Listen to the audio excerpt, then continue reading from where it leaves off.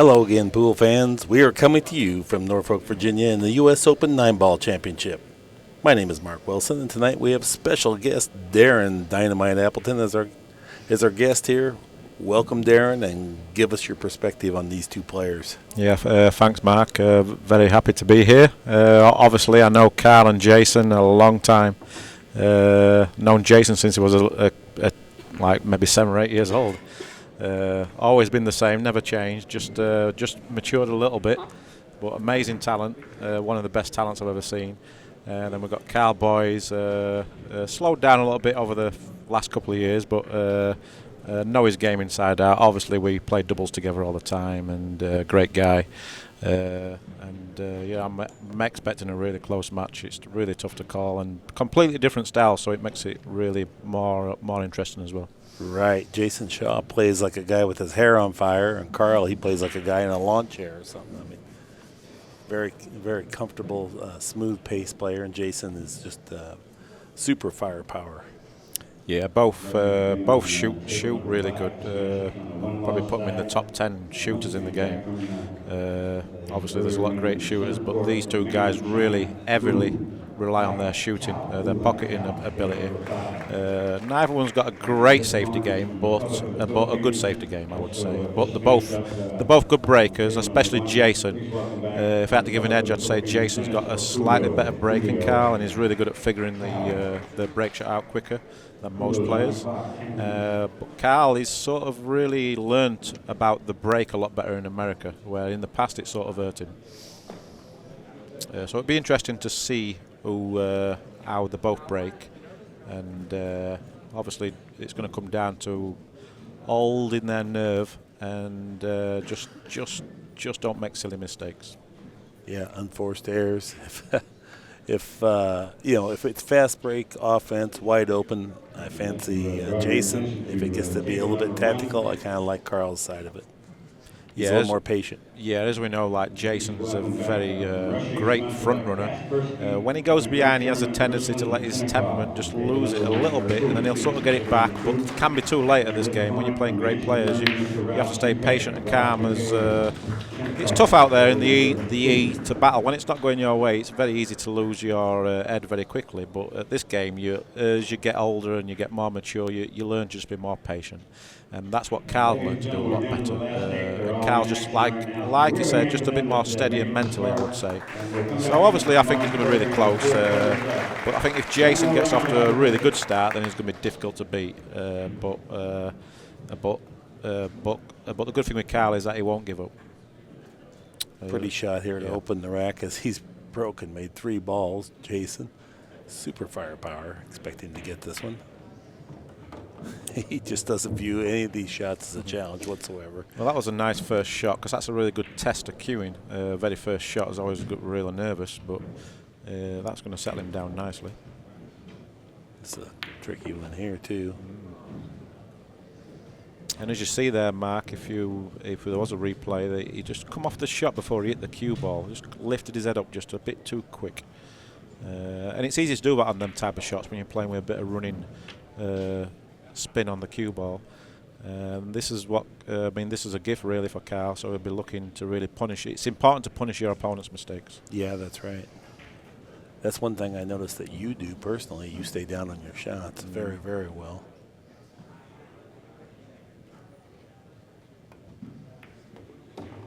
Yeah, I've been really impressed with Karl's cue ball this tournament. I mean, it's no secret that this year's been a real big struggle for him. Lost his form, lost his confidence, but obviously he had his wife had another baby about 3-4 months ago, so he's not been playing a lot of pool. But he's had a lot of neck problems, Mark.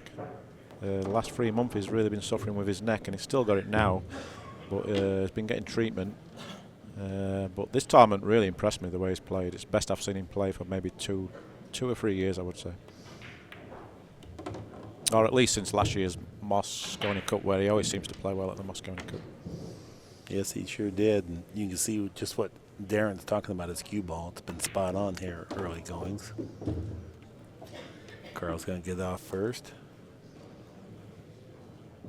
Very routine 9-ball. And Boyes now has 1, Shaw 0. Boyes takes the first game. You know, something, I have a collegiate billiards program in St. Louis, and I oftentimes explain to them something that you said one time. Never be lazy around the table. Because I see guys and they get up there and they get sloppy form, then all of a sudden we're under pressure, and now you're not sure what form to use, you know. And I always appreciate that your comment, and I've always observed you, and you're just like that. You're like, or disciplined like Ralph Souquet, like you mentioned earlier. I mean, you never see him hit a shot with a halfway stance or anything. He either does it right or he doesn't do it. Yeah, Ralph especially, he checks every angle. Really disciplined player, one of the most disciplined players of all time. Does everything by the book, so that's why he's had all the success. It might not be the prettiest pull to watch, but very effective. Yeah. I wouldn't say I'm as methodical as Ralph, but I try not to be lazy. Try to check my next shot, let's say, and just try and treat every shot the same. Because even though it's a simple shot, you still got to get the white ball in the right spot. So it's not always just about making the ball, it's about putting the white ball in the right spot. So it's important to try and keep the same stroke for every shot, even though it can be a simple shot. Yeah, well stated. It's easier said than some people think, that they can let up, all of a sudden they're going holiday because it's a more routine shot. But as soon as they do that, now they start to introduce the bad habits that creep in later on when you need your good form. For sure, yeah. Okay, Boyes set the break. 8 ball on the wing, 1 ball on the side. Great break. Sure was. 2 ball going in the side pocket, so he's going to be very close to the 3 ball. Probably going to be a defensive shot forthcoming. Yeah, hit them really good. It doesn't matter how you break or how good you hit them. You still need a little bit of luck whether you're going to get a shot on the first ball. All you can do is hit them good like he did there. Cue ball got kissed around a few times, so that's in the lap of the gods. But that's pull. It makes it more exciting. Mm-hmm. If we knew exactly where the white ball was going to land and whether and which next the lowest ball was going to land on, it'd be boring. So. It adds a lot more play to the game, and I like this break rule because you're going to see a lot more play, a lot more safety. I was going to ask you about the break rules, how you felt about it, and I'm glad you said that. The 9-inch box you like? Yeah, I'm ready. To me, it's the best form of 9 ball. I mean, obviously, a lot of guys have figured the break out, but I still like it because you're not guaranteed a ball on the break. Like if you put the 1 ball on the spot, it's like wired. You're like wired to make the 1 ball, but also like because you don't exactly know where the white ball is going to go, and you don't know which lowest ball you're going to be shooting. So you still need a bit of luck to get a shot on the lowest ball. Especially when you hit the break as hard as what Karl hit them there. You hit them nice and firm. Whereas there's some guys hitting real soft and they're trying to control the break. But the problem with that is that if you don't make the initial shot, the ball you're trying to make, you're going to sell out. That's right. Both the Coe brothers suffered that. They played well, but they were hitting the break so soft, and they were each of them in their matches that they lost here on the TV table. They lost 4 or 5 games from the break where they just tapped them open and nothing went in, and the opponent just had a perfect layout to run out. Yeah. I've seen a few guys hitting them a little bit too soft, and it's pretty criminal, really. I think. But poor safety from Jayson. Left Karl a shot here. Not easy, but he should make it. And that's really maybe the Achilles heel of Jayson Shaw, is that his defensive game is not really what it maybe should be, but he's so used to overpowering opponents, he doesn't have to rely on that. It's just at this stage of the tournament and with this level of play, any kind of a weakness will be exploited. You can't just overpower everybody here at the end of these tournaments. They're too good. Yeah, I've always said it from when I first come to American pool from English 8-ball, the first thing I noticed was how good their safety players, all the top players, their safety players are amazing. And even though there's maybe 50 guys who can shoot as good as each other or run out as good as each other, you have to learn to beat your opponent to the shot. So what I did is that I went to the Philippines for like a good 6 months. Karl just showed a great piece of sportsmanship, I believe. I'm guessing that he's rather touched the ball, the 8-ball with his shirt, or he's just feathered the cue ball and gave up ball in hand, which is massive because Karl was punishing Jayson's mistakes there, and now he's just got a free gift back. We're playing with a 40-second shot clock, but that will not come into play for Jayson Shaw because he could play with a 12-second shot clock in most cases. Yeah, it'd be interesting to know exactly what happened there, Mark. I think it was his shirt brushed the 8. Yeah. As well. Yeah, maybe Jayson saw it and said, "Look, pal, you've hit the 8 ball with your shirt." And Well, the referee Karl called it. Oh, okay. Karl Kantowitz presiding. Well, that was very careless from Karl there, because he was looking, well, he was more or less guaranteed a 2-0 lead. And coming off a couple of Jayson's mistakes would have been big for confidence. But this is going to get Jayson's confidence back now. He's going to forget all about his mistakes. Quick run through the last 6 balls. Jayson Shaw now has 1. Karl Boyes 1.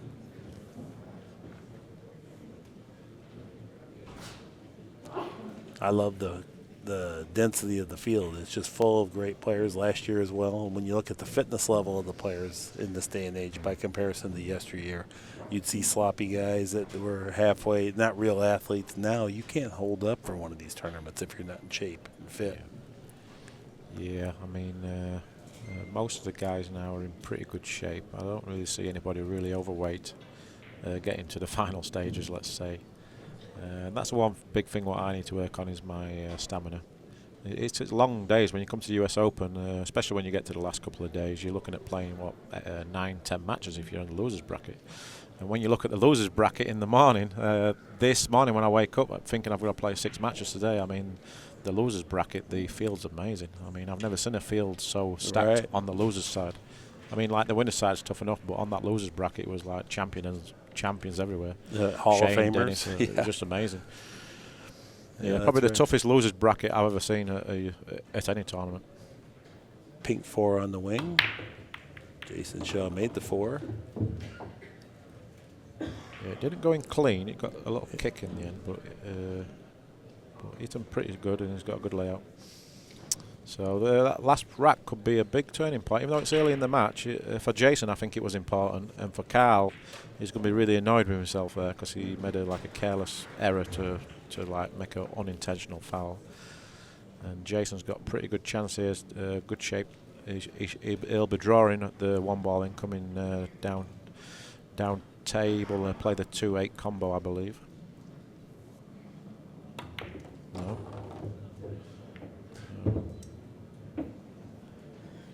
Well, this will be interesting. He bumped the 6 on the wrong side. Yeah, he's okay here, though. I think he can still. Is he going to billiard the? Yeah. No, he's able to cut the 2 in. Clip the 3, and that might have denied him access to the 2 ball now. Yeah, I think the problem there, Mark, is that he's slightly at the 2 ball a little too fat. That's why he's lost the 2 ball anyway. But I don't understand why he hit it so hard. I would have played that pocket speed. And then he would have kept both balls down. Obviously, the 2 would have stayed over the pocket, and the cue ball wouldn't be going up table towards the side pocket. So maybe a little bit of adrenaline in that shot, bit of tension. So both, I mean, it looks to me like Jayson's not really settled yet. I think Karl looks okay. Just obviously made a careless mistake with with a foul in the last game. I think he's got a chance of kicking this in though. What a shot. What a shot. Eagle eye. Might be a little bit touch unlucky. I think he can cut it. Maybe have to go around the table there though, Marker. No, he's playing safe.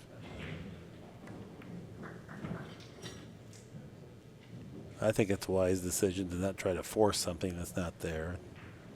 Try to keep the ball advantage in terms of the arrangement of them on the table. Right now, Jayson has forced Karl to kick, and it'll be a 2-rail kick. He's going to try to kick it in the corner and get separation by having the cue ball go down table.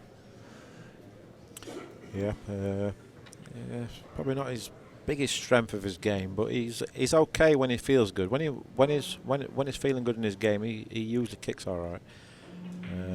But when you're kicking, it's very important to get the right speed on your kicks and give yourself the percentage of the kicks very important, so that you give yourself the best chance to get it safe.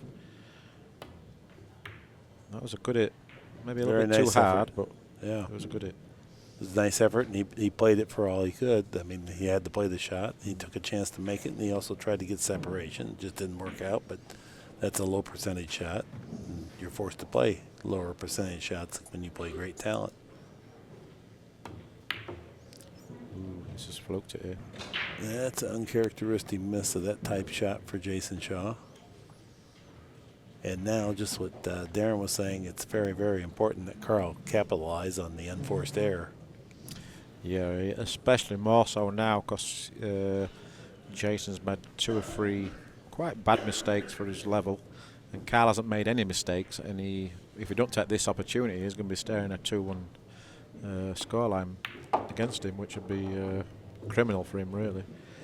But he's played a great shot here, perfect shape on the 5. So he's just going to make sure he gets decent on the 6. He might have a 7-9 combo. So he might just play to land straight in on the 6, and then he'll have a 7-9 combo, which looks pretty set from the monitor. A little short on the speed, maybe. Not too bad, though. Yeah. Well, at least it makes his mind up for this shot. He's going to come straight across table for the 7 in the same pocket. Just going to make sure you cue this nicely. Don't hit it too. If you miss it, he's usually missing fat. Is it that nice? Boy, perfect shot. Nice job. And Jason's made a couple mistakes, but you know he's going to explode at some point here and really go through a bunch of racks in a hurry. So it's important that Karl take advantage of all the opportunities he can create here. 2-1 Karl Boyes over Jayson Shaw. Early stages. This is a race to 11.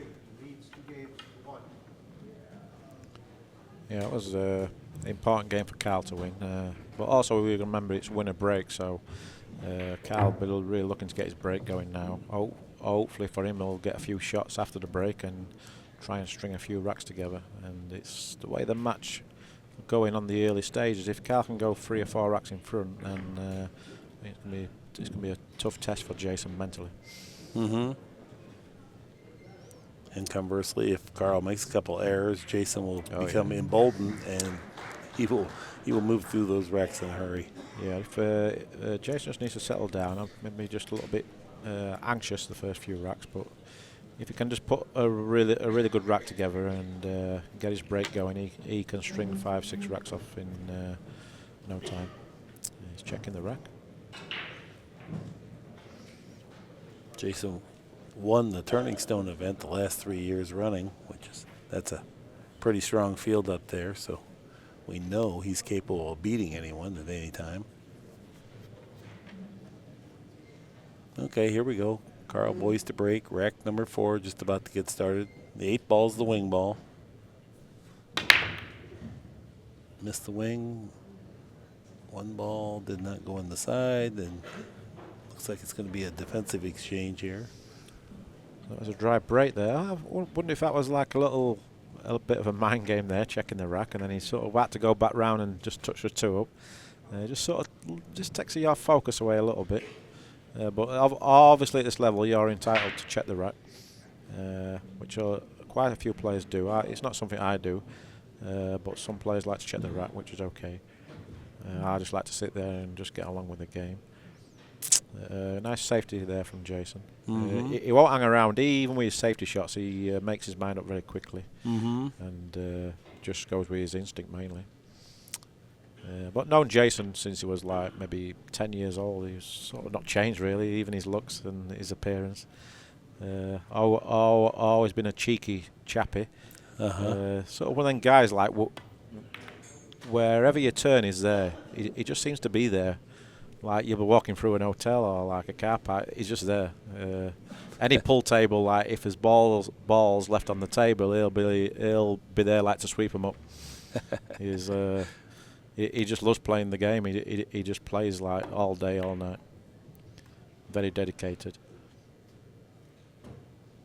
Tell me about meeting him the first time when he was 10. How'd you guys run into each other? Yeah, I actually see him in, I think it was in a place called Jersey, which is a little island in the British Isles, and they used to have like a festival event there, and I went there maybe around 2001, I would say, maybe a little earlier, and he's just sort of there on the tables all the time, like this little kid, like really cheeky. He'd come up to me and he'd introduce himself, because at the time I was like one of the best players in the world at English 8-ball.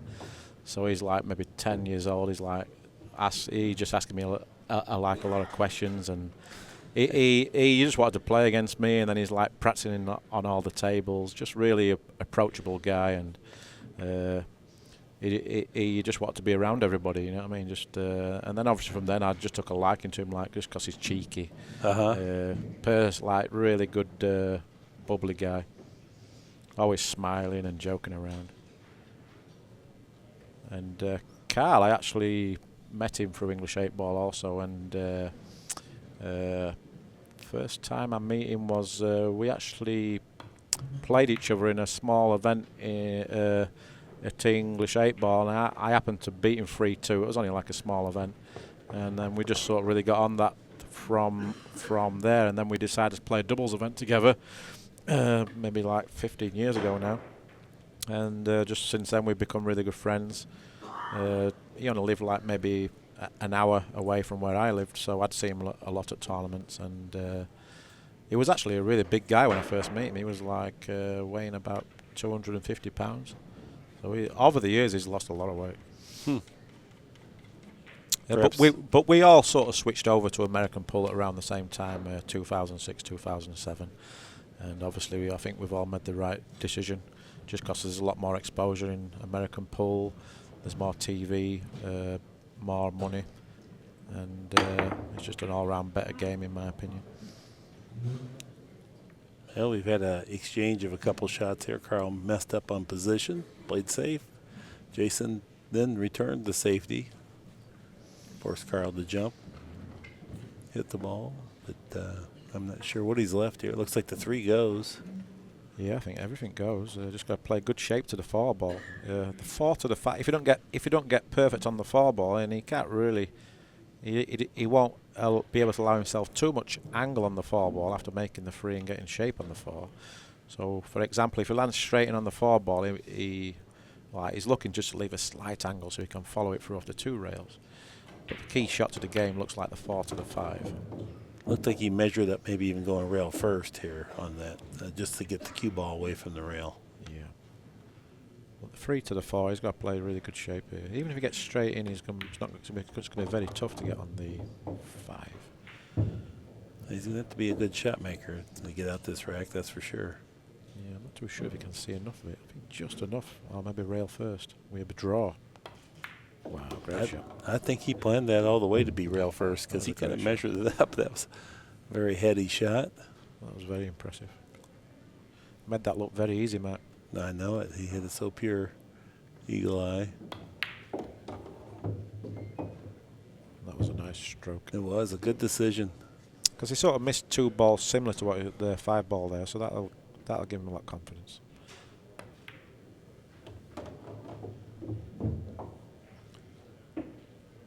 In Jayson's case, he never seems to lack for confidence, but sometimes he's careless. I would say it'd be more the conclusion from my experience of watching him. And like you said, when he's in front, though, you can't touch him. But sometimes when he's behind, he struggles emotionally. Yeah, he used to struggle a lot more, though, Mark. But he's really impressed me the last 12 months, I would say. With his mental side of the game, his temperament's got a lot better. Still not where he wants it to be, but he's definitely working on it, and that's all he can do. What a talent, though. Unbelievable talent. I mean, you just don't... uncommon talent. You don't find this very often. You can go through thousands of guys, and you get one Jayson Shaw, maybe. Yeah, he reminds me of Chris Mellin. I mean, just amazing talents, great shot makers, full of confidence, not frightened to go for their shots. I mean, it's just... you need people like this in the game because they're exciting to watch. Play very quickly, and just amazing talent. But the thing what really impressed me the most is the discipline he has now compared to what he had in the past, and he works really hard. Now he's got a wife, he's living in America, got a baby, so he's very grounded these days. I think that's helping his pool game, especially mentally. So even when he gets beat in the match now, at least he's got something to look forward to go home to. Yeah. Where if you're single and you're drinking a little bit and you sort of get upset more, you haven't got as much to look forward to go home. But he looks very settled in America, and he loves it in America. So obviously, I think that's showing in his game. Good for him. You know, he also reminds me of another great left-handed player from England named Jimmy White. Oh yeah. In terms of the flamboyant, wide open, fast and loose. Here we go. Yeah. Plus, he's a lot of fun. You know Jimmy? Yeah, so I've drunk with him a few times. Yeah, Okay. he a character. He used to play really quick back in his day. Oh but, my goodness! Yeah. but obviously now he's got old. He slowed down a lot. But The whirlwind. still competing. He loves his snooker. I mean, he's still there competing. Even he's got to be what 50, about 51, 52 now. All right, Jayson Shaw breaking 3-ball in the wing. Tie score. Made the 1, the 2. No, he made the 1 and the 3. And what else? Combination. Beautiful break. Oh boy. A little unfortunate, but I think he's okay. He's got a combination, which is very makeable. There's a bit of space between the balls, so and the cue ball's laying perfect, really. So I fully expect him to make this. Just pinch a bit of the pocket, and this is going to be a very, very quick rack. Takes a glance at the 5-9. See if he wants to play a combination or go ahead and run the balls out. Playing it in the side. Play the 5-ball.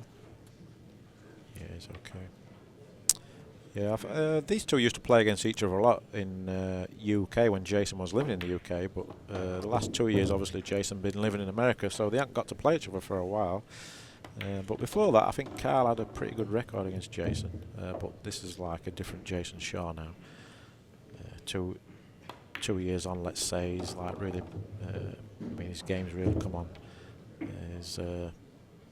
And he just looks like he's got potential to have the full package, and I think once he wins his first big tournament, I think he's going to be winning a few more. That's without a doubt. Yeah, well, that was a very smooth and easy break and run out there. First one of the match. Jayson Shaw now leads 3-2.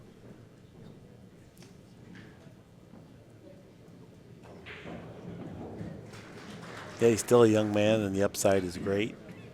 He seems like he's working on his weaknesses. He will learn to become a better defensive player as time goes by, and he may even learn some patience as guys like you punish him for being impatient. And if you want to win, you're going to have the whole package. You can't just have wide open offense and win at this level.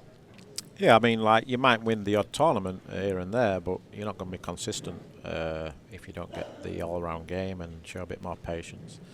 And but Jayson obviously been doing well in America, winning like Turning Stone and a lot of events in New York. But this is where you've got to do it on the big stage against the best players in the world.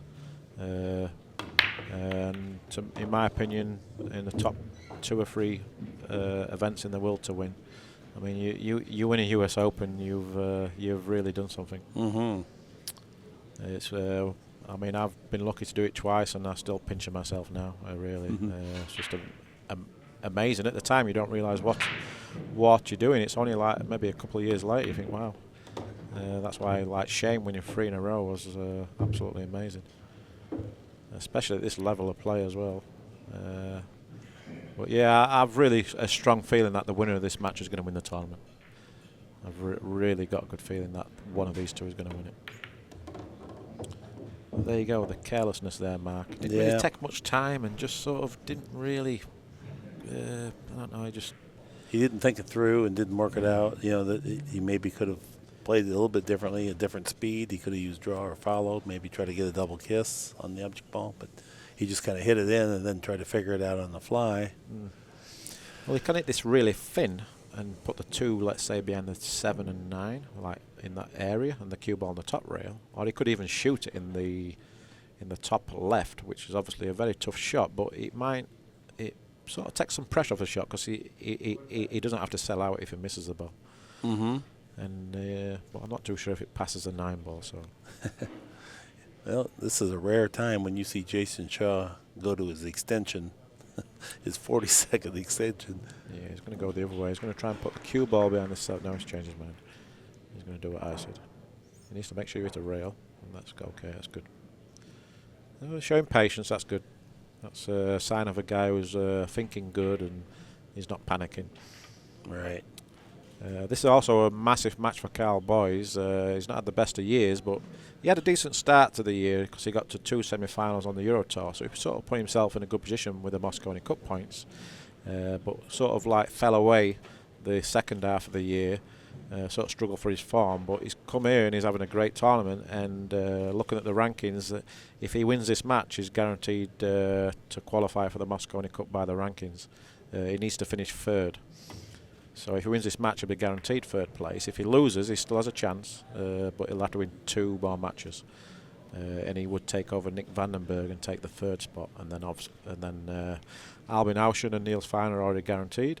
So Karl's playing for third spot as well as trying to win the US Open, which obviously is more important. So I think Nick Vandenberg's watching this match with a lot of interest. Oh, okay. And then after that, you have to rely on a wild card. You get 2 wild cards each team. So it's going to be very exciting to see who gets the wild cards, and it's always never expect a wild card, because to me it's a bonus if you get one. You should never expect it. If you get it, fine. If you don't, then you've only yourself to blame, let's say. But you got to be dead in the running for a wild card. Well, we'll see. I'm just saying. Yeah, I'll never count my chickens until I get the phone call. Well, I'll take you if they won't. So. Yeah, but your team looking really strong this year. Very impressed with the Americans. A lot of improvement in the young guys. I think it's going to be a really good match this year. Yeah, I'm looking forward to it. We have some big decisions to make here shortly, too. Yeah. Legal hit there. Yeah. Carl lagged Great at hit. it. Just got there. Oh, he got wedged up on the 7. If Jayson could see that 2 ball, he would be well the favorite to make it. But it just lodged up on the 7 ball. The only thing Karl been a little bit fortunate. He should have played that a little bit firmer to try and get the cue ball up table. So like I said before, playing with kicks with the right speed is key. And Jayson, for me, at that a little bit too soft, I'd say, Mark. But not a bad result. Not really left Karl a shot, so he's going to be probably playing defense also. Now, could Jayson make the Euro team for the Mosconi Cup, or is that? Guessing he's going to, because he hasn't played any World events this year, because he couldn't travel out of America because of visa problems. I see. So he's no ranking at all. He's just like freelance at the moment. He's like one of them little. He's just like a wild card somewhere. But obviously he's had a good year, so he's a chance of getting a wild card. But I would say that he would have to at least get to the final. I would say to really put himself a great chance of a wild card. But obviously if he wins it, he'll be nailed on. He'll be sort of guaranteed if he wins the. How can you not pick the US Open champion? So obviously, winning the titles the first and foremost, and anything else is a real big bonus after that. But I think Jayson's one of them guys. Whether it's this year or next year, now he's able to travel outside the country. I think he's going to be playing in a lot of Mosconi Cups in his career. He's only like 26, 27, so he's a long time.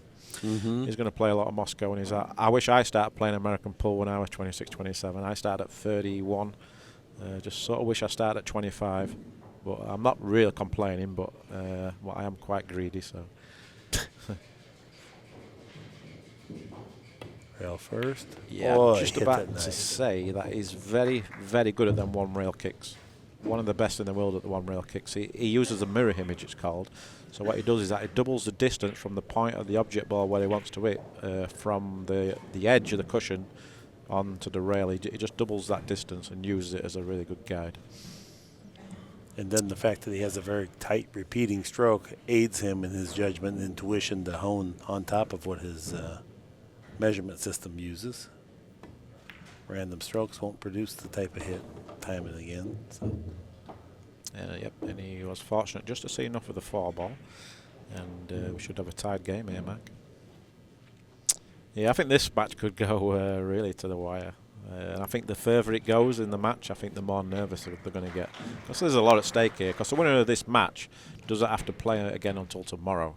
And they're guaranteed third place. So that means they get 2 chances to get to the final. And I'm telling you that it's one of the best arenas to play in when you're in that final.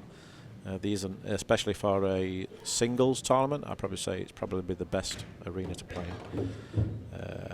Well, some of the most knowledgeable fans would be here too, because these guys have 40 years in it. I know I've been coming here for almost that duration of time. Yep, and the loser of this match, obviously, is still in the tournament, but he has to play another match tonight, which obviously is not going to be easy. No. And then you have to come back in the morning, play another one to get win another 2 matches to get to the final. So the winner of this match gets 2 bites of the cherry to get to the final, and the loser's got to win 3 matches to get back to the final. 3-3 is our score. Karl Boyes takes advantage. Nice run out there. Well, people go on about the double elimination, and it's not fair like that. There's only 1 race in the final, but to me, I think it's the best thing to do because 1 race, it's better for TV, it's better for the spectators. I think it's even better for the players. Yeah.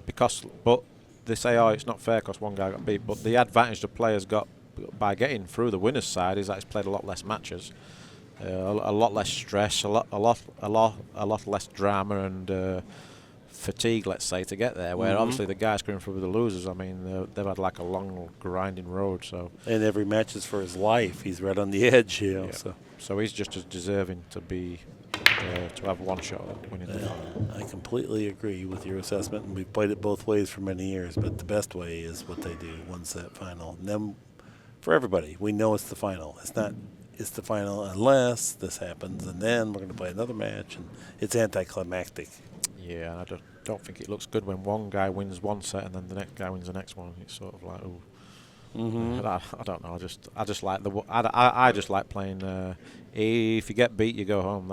That's my mentality. Yeah. But I come from the UK, and that's all we play: single elimination tournaments. Yep. Karl hit a great break, but it is noticeable he's hitting the break harder than Jayson. But I mean, you can't really.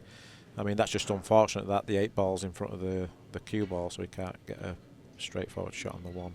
It's going to push out here, push out to a kick. So he's played a little cat and mouse game here. Like, does Jayson shoot at the kick or does he give it back? I'd probably give it back personally.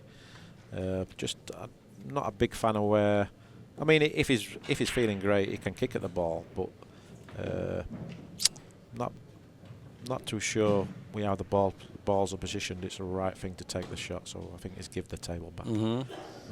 If there was balls around the 9-ball spot, let's say, I think I would take the shot because then you've got more balls to get behind and try and get the cue ball on the top rail, and that's what Karl really needs to hit this good and try and get the cue ball on the top rail, just like that. But that was a problem. That 8-ball was sort of a big ball, and the 2-ball was a big ball, but he got very fortunate, I must say. He got a good cue ball, but didn't hit but got a nice kiss off the 8-ball, and I'm not too sure he can get through to the 1-ball here, Mark.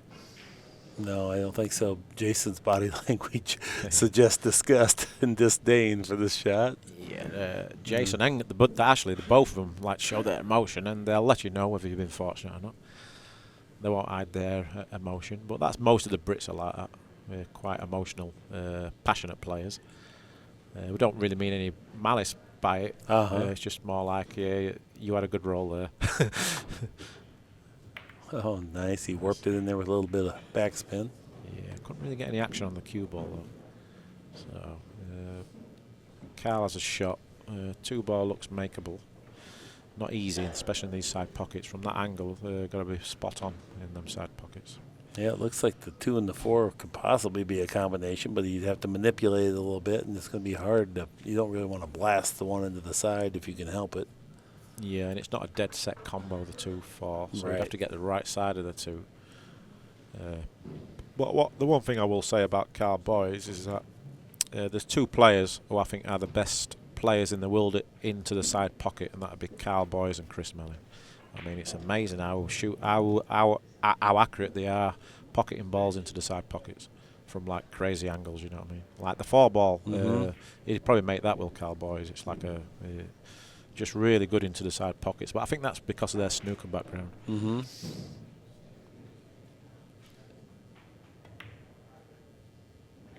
Yeah, he stays very still through the delivery of the stroke, and that certainly aids when you're trying to hit a real precise target. I mean, that tells me that the 2-ball didn't go into the side pocket because it looks like he's going to play a bank here, Mark. Yep. He's going to bank the ball and try and maybe just draw back a little bit. I'd say this is not the strength of his game, but I fully expect him to make this one. Nice. Yep. Yeah, he was willing to bet the game on that shot, realizing there was some risk, but this was the best opportunity to capture the game was by taking that gamble. Yeah, it's always good when a player plays for the bank. That means he's feeling confident.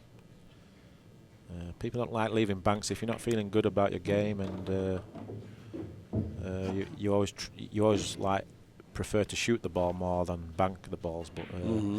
But that's why it's important to be a good bank pool player also, because it's a big aspect to the game. All the best players bank good.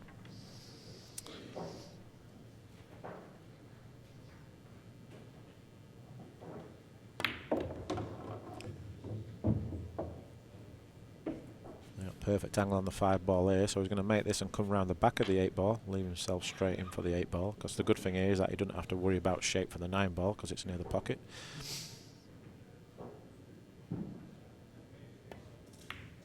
Two cushions around. Slightly under it, but I fully expect him to make it, but he would have liked to have been straight in.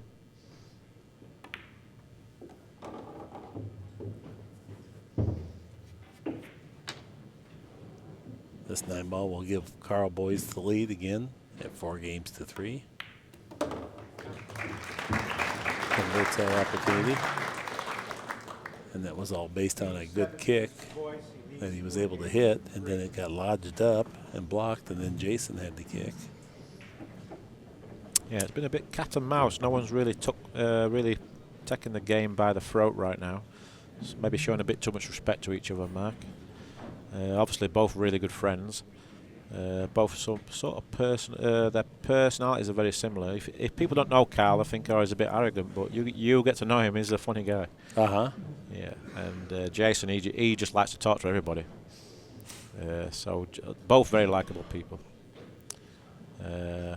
I think you described it best. Last year, I felt like maybe Karl was standoffish and maybe a little arrogant, and then after we got to know him, he was quite friendly and fairly charming and witty. Yeah. Yeah, he likes to party. He's good at arranging parties. I saw that. I mean, yeah, he has amazing. many friends around Blackpool at the party scene. I mean, that after party last year at the Mosconi, at the venue, what he got there was amazing. Yeah. I mean, that's so hard to get that type of venue on Thursday night, was it? Yeah. It's like one of the best clubs in Blackpool. That was an amazing night. Well, here we go. 8 ball in the wing. Ooh. 8 ball found in the pocket. Yeah, lost a cue ball, but at least he's at the table. You don't want to be scratching on that, do you? If scratch is criminal. Yeah, yeah. But when you cut break, I mean, it certainly happens a lot more. Yeah. So. Where there he was quite fortunate because the cue ball went towards the pocket, but so he didn't hit them the way he wanted to hit them. Right. He's always looking to try and get the cue ball somewhere in the middle of the table. But luckily for him, it's a bit of a scrappy game. The free ball's tied up against the 9. So, like you say, I think the way the match is going, these sort of racks, it looks like it's going to suit Karl. Mm-hmm. Yeah, more of the tactical judgments and safety exchanges. You know, talk a little bit about the Accu-Rack, the rack that they're using down here. Do you enjoy it? Does it work good? Yeah, I'd probably say out of everything I've used regards the templates, I mean, there's been lots of different ones.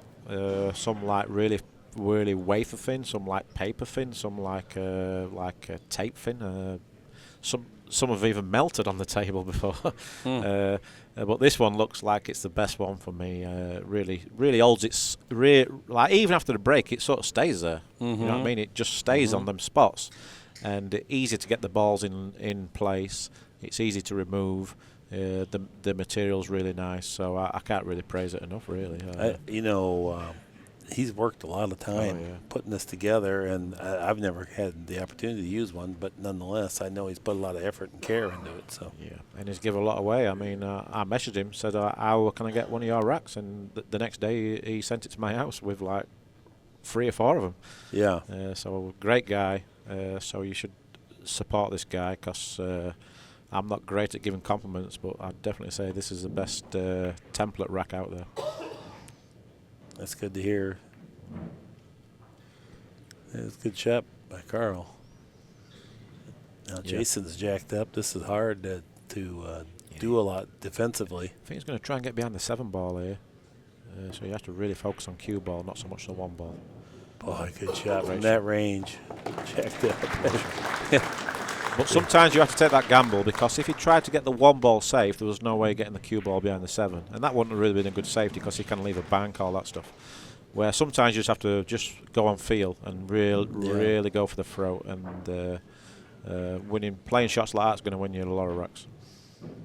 Because this is very tough to hit, because the ball's is taking the natural path away.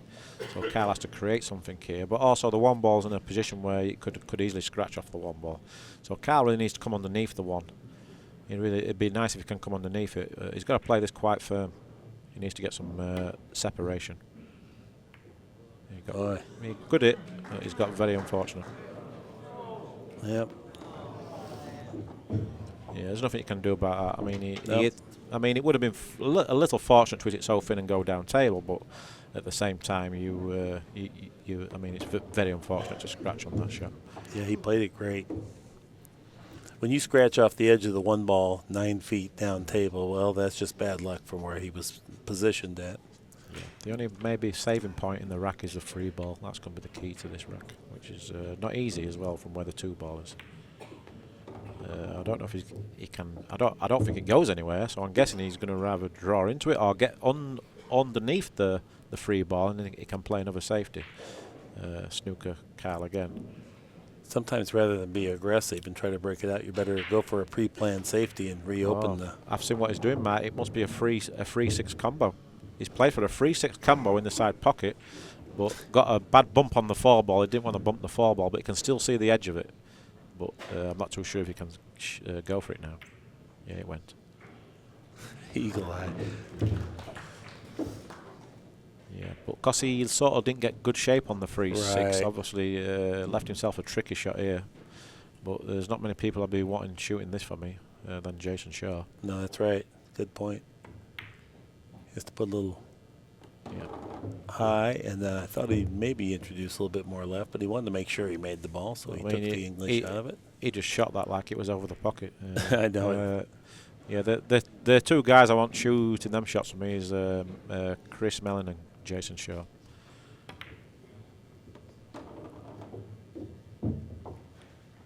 Yeah, I have to take my time a little bit more these days on the long shots.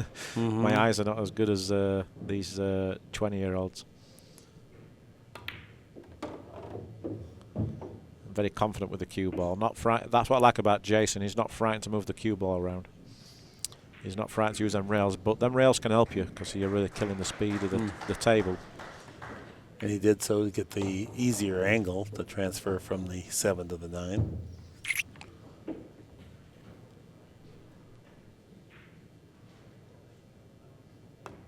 Well, that rack he made himself. That was just super pocketing power. He ties the score at 4 games apiece. He signals smoke break. Well, he don't smoke, but well, I'll just say it. He'll probably want to chat with the crowd. Yeah, he's that relaxed. He is a cool customer. Okay. Game number 9, ready to go. Jayson Shaw brings it. Okay, we're back. Jayson Shaw's breaking. The score is tied.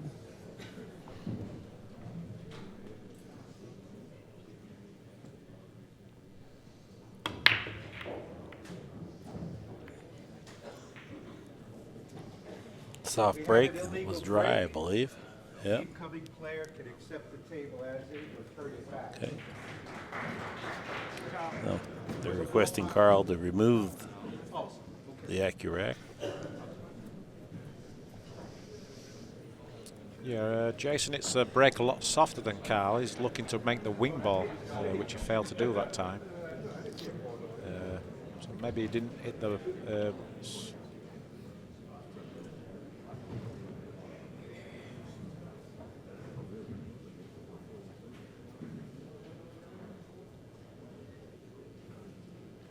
Safety play here. Yeah, played a good save here. Yeah, that's serious. Jayson's going to be tested.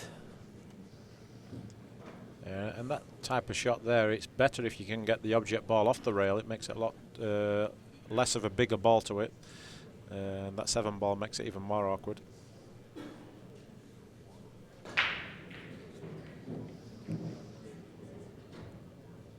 He's trying to thin by, go rail first, right behind the 2-ball. Made a nice hit. Doesn't look like he's going to be rewarded. Yeah, he sort of hit it a little bit too hard, I guess.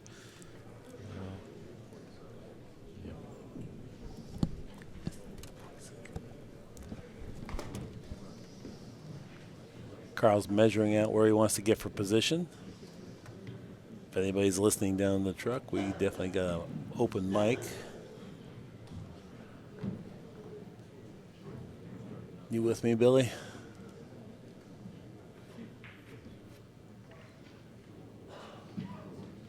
Karl looked at trying to stun out there to get between the 6 and the 9 for position. That would be a tremendous shot.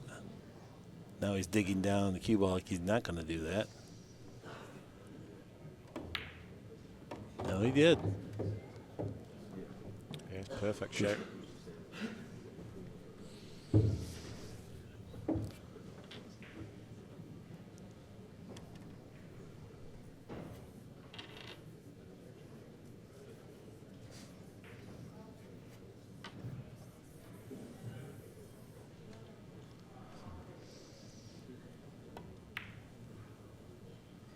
Just missed the double kiss. Well played shot.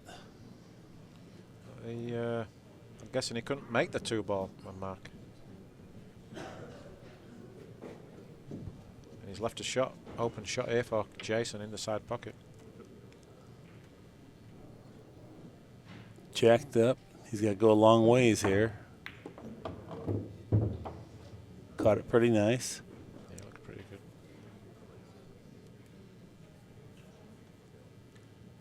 Awesome. Looks like Jayson can maneuver the cue ball up on top of the 4 there. One cushion. Yeah. That's enough room. Maybe play for the 4 balls, the same pocket as the 3. Just play with a touch of left English on the cue ball. Spin it out slightly, that's perfect. He took a stroll around the table, and oftentimes he doesn't, but I'm kind of glad to see him do that because he kind of collected himself. Yeah, it's always nice to win a rack off your opponent's mistake, and Karl played a poor safety shot there, so he's going to sort of like a match. What's sort of a few bad safeties here and there are really getting punished. Jayson missed a couple of balls. Watt's been punished also. Karl not really missing balls, but a little bit loose with his safety, and neither player's really got the break really going. A bit hit and miss with their break, or just getting a bit unlucky, not getting an open shot. So the way the match is going, it could go right down to the wire. Yeah. If I was Jayson's coach, I would ask him to hit him harder. He doesn't need much of a shot, but getting a shot, that's a dry break is just devastating because it takes his best weapon out of play. And with that 9-ball in, Jayson Shaw takes the lead, 5 games to 4. Jayson Shaw takes game number 9, leads 5-4. Yeah, the match is gone. I think Jayson's going to be delighted to be up 5-4. Probably say that he's not been anywhere near his best, and Karl's had a couple of opportunities to just get maybe a couple of racks clear and not took the opportunity. And this level, it's big, especially against someone like Jayson, because if he gets his break going now and runs two or three racks, it's going to be really tough to come back. Now, Karl's performed very well. He's playing at a 938 clip on our total performance average, which 900 is world class, 850 is pro class. Jayson's just behind him at 895. So. Yeah, not so much. Like I say, I haven't seen Karl miss a ball, just a couple of loose safeties really, and not had a lot of luck on the break. He's hit the break pretty good, but not had an open shot after the break. Right. That's just the fortunes of the 9-ball, but at least getting that first ball in, even if you don't have a great shot, but just first shot to play safe is powerful. Quick rack inspection. It's met everyone's approval. Jayson Shaw setting up to the edge of the break box. 3 on the wing.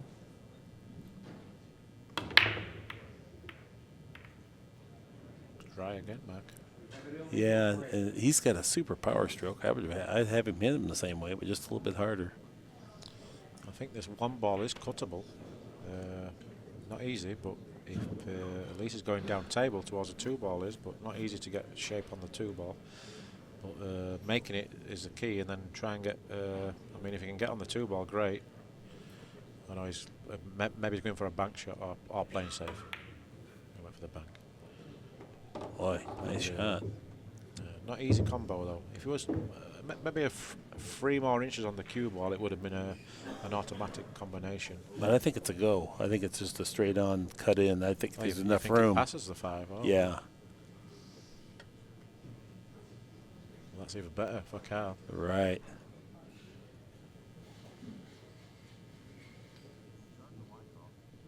Okay.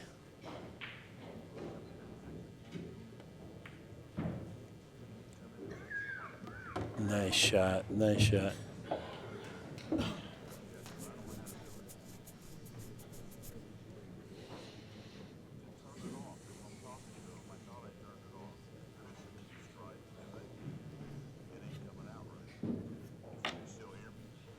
Okay. Well, he's going to stun around the 5-ball, top spin. Yeah, it's interesting stats really. Karl's shot 9-4-1 to Jayson's 8-9-5, so he's been slightly the stronger player in this match, but finds himself 5-4 down. But that's 9-ball. The stats don't always tell the truth. But still, nearly halfway through the match, so nobody really looks like taking this game and really running away with it at the moment. And that's a poor positional shot there, Mark, because left himself straight in. Might have to cheat the pocket a little bit, but I'm not too sure if this. I'm guessing the 7. There's enough room past the 8-ball to make the 7. He would have liked a bit more angle on his 5. He might have to draw out here with reversed English. Play that beautiful. Very smooth cueing action by Karl Boyes. But it is noticeable for a TV table. This is a bit slower than usual, which I think is a good thing. Because I think most tables we play on television now are a little bit too quick, but this one's perfect speed and plays a little bit tougher because of that, so the pockets are a little bit tighter. So it's good to see that the pockets are not playing big. So you got to be accurate, especially on these shots. You can't hit that near jaw. So the player's just bearing down that extra little bit longer to make sure they hit the centre of the pocket. When the pockets are loose, you can get a little bit lazy on them type of shots. You were clearly right that the 7 goes. No, he was playing a pre-planned safety. And even though he's got the snooker, he would have liked more speed on the 7-ball, maybe another foot. Not necessarily it has to be on the side rail, but he's left Jayson a realistic chance of making this. So that was a bit careless from Karl, because if he kicks this in, he's only himself to blame. Because that 7-ball should be on the side rail, I would say, or close to the side rail, so he can't make the 7-ball. Where I think at this level, he's got about a 40-50% chance of making this. Well, he hit it pretty well. Left the cue ball on the rail. That'll make it a little tricky to get on the 7, or from the 7 to the 8. Yeah, if Jayson makes that 7-ball, he's perfect shape on the 8-ball. It was natural, and that would have really hurt Karl. So this is a big shot now for Karl, because it's not easy. You've got to stay down on this shot and don't overstroke it.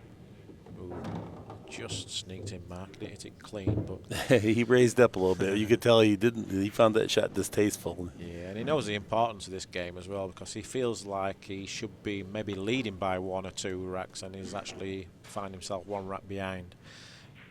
And playing Jayson, you don't want to go 2 racks behind against Jayson at this stage of the match.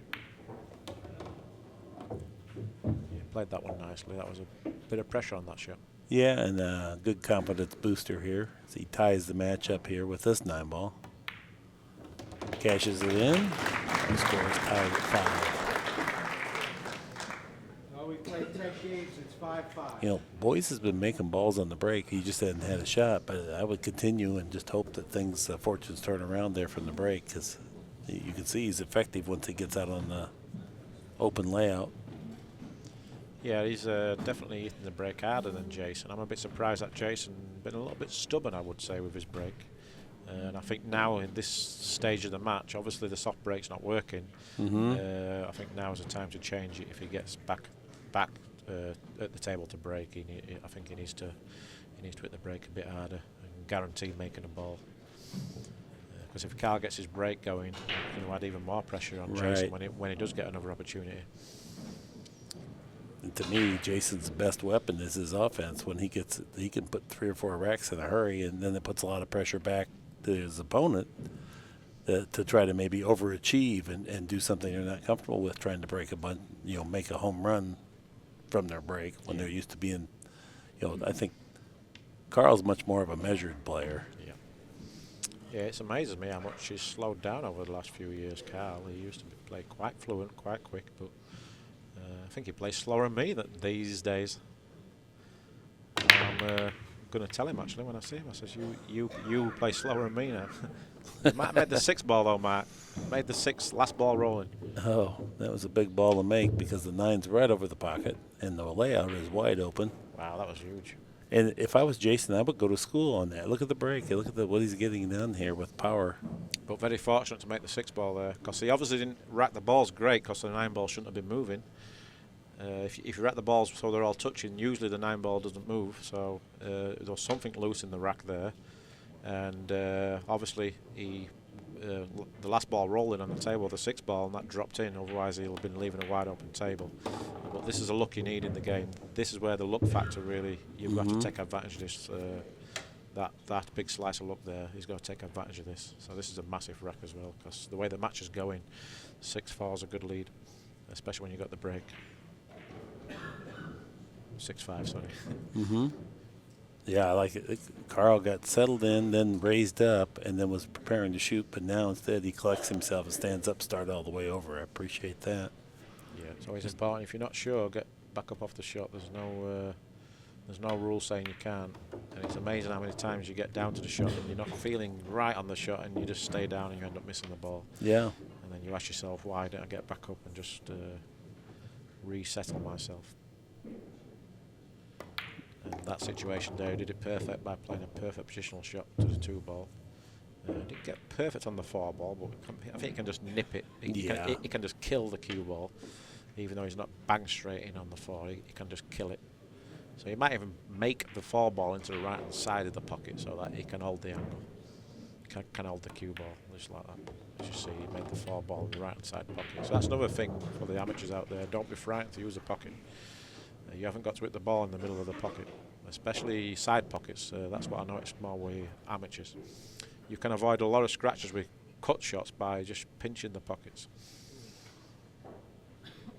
Mark's a great coach, a great legend of the game, so he knows all the stuff you need to know about pull. You actually do a lot of coaching in. You have your own school in Lindenwood University Billiards program, and my team currently is in Michigan, University of Michigan, playing a 16-school tournament that I always attend with them. But certainly wish them good luck and send a big shout out. It's awesome. Yeah, really excited. Dan Otto's listening in right now. Prem Karkai, Sean Summers, Darren Stewart, and Taylor Reynolds representing Lindenwood for me. Taylor Reynolds, I know her name. She plays really good. I've seen her play a few times. Great break and run out there by Karl Boyes. He takes the lead back. Yeah, Karl playing very solid, like he has done all day. And look at the stats. I mean, 9.960. You're going to be tough to beat shooting that. No, absolutely. You'll rarely ever lose when you play over 950. It's hard to do. But I think the best performance I've seen so far on the TV table would be Ivan Putnik from Croatia when he beat Koping Chung. He played what I see and what I've been told. He played a perfect setup. That was a big surprising result there. That just shows the level of the play worldwide now. I've got players here from all over the world. It's just amazing. Yeah, I mean, this is the 4th or 5th year now, the US Open. I mean, pretty incredible, really, to be part of the history. When it first began, it was in Barry's pool room, and I used to come, and the players in there are like the Mount Rushmore. It'd be Irving Crane, Luther Lassiter, the absolute all-time greats. Siegel and Buddy Hall and Mizrak, they were the younger guys, you know. They were in their 30s, you know, trying to come up. Alan Hopkins, great Louis Roberts. Yeah, it's like the young kids who are coming in now, like your Bergmans, your Jayson Shaws, your Shane, and people like that. They're like looking at Ralph and Johnny as like the old-timers, the legends. And when you talk about Luther Lassiter, they think the dinosaurs had just gone extinct about that same time, you know. All right, Karl. Now he switched sides to the break. That's interesting because he almost made the 9 on the last break. Nice hit. Hit him very hard. Yeah, I like it. And got rewarded this time, Mark. I mean, Jason's got to see the ball actions taking place, and just like Darren said earlier, here's the 9 ball still stuck right where the rack was, so that was a good rack. That was definitely the best break of the match so far. Made 2 balls, hit the break shot perfect, the perfect control, and pretty routine finish really. I mean, 6 to 7's the only real shot he's got to play in this rack. I don't know how much this will affect it, but I can definitely see that Karl's neck is bothering him because he keeps kind of stretching it and putting his hand up by his left hand goes up by his neck muscles. So. Yeah, it might even be a good thing as well, just sort of maybe relaxing him a little bit. Because he has had some big problems with it. He's actually wearing a patch, actually. He got a couple of patches on his neck, or just on his shoulder, sorry. So it's not a good injury to have because he likes to play golf and he hasn't been able to play any golf at all for quite some time, and he hasn't been able to go to the gym for quite some time. So I don't know if you've noticed, but he's like supporting a little bit of a belly there. Mm-hmm. So he's like he's having a good go at putting some weight on. So he's put quite a bit of weight on the last 2 months just because of the neck injury. And he hasn't been able to practice much, but recently he come over to my house about 10 days before this US Open, so he managed to put some good practice in. And it's been good for him to spend some time in America. I think he's really got, don't have to worry about the jet lag and all that stuff. Mm-hmm. So I think that's the reason why he's playing really well this year and he's doing well. That he come over like a good 10 days before the tournament. I think it really helps. Talk a little bit about your training day together with Karl. How would that go? Yeah, usually we'd like obviously just do his own thing for like maybe 20 minutes, just hitting balls around, and then we like to play a game what I called it's like playing tennis on a pool table where you're both shooting against each other. It's like a game really, just like tennis rules. Very hard to explain unless I show you, but it's like a tennis game where I shoot from one side of the table and Karl shoots from the other side, and whoever misses you lose that point. But you have to shoot from wherever the white ball lands, and you got to soar to get it in your quarter of the table. So it's a really good practice drill, but it's fun because it's competitive. Oh, very neat. So yeah. And then after that we'll just play races to 9, 10, 11, wherever. Play like cheap sets. Very unique. Karl Boyes breaks and runs out 2 consecutive racks here. Expands the lead 7 games to 5. Yeah, quite a big move here. If he keeps breaking like this, and I mean, he don't look like missing to me. I guess the viewers are thinking the same back home. So a big critical part of the match now for Jayson. He's got to hope he gets back to the table, and he's got to really step up his game, I think. 966 on the TPA for Boyes. Yeah, I don't know what the highest is for the week. You any idea what the best is for the week? Let me think. Was it 943? I think it might be 943. We had a stat on that earlier. Yeah, and it was in a losing effort too, by the way, which is very unusual. Yeah, Karl's definitely not missed any shots in this match. Maybe a couple of loose safeties, but besides that, he's played really solid. Yeah. Really solid pull. And you're a tough man to beat. Unless you play your best against him, you're not going to win. Yeah, he's not making open misses, that's for sure. And then he's breaking well, so. Very composed, very focused. 3 ball on the wing. Absolutely crushed him last break.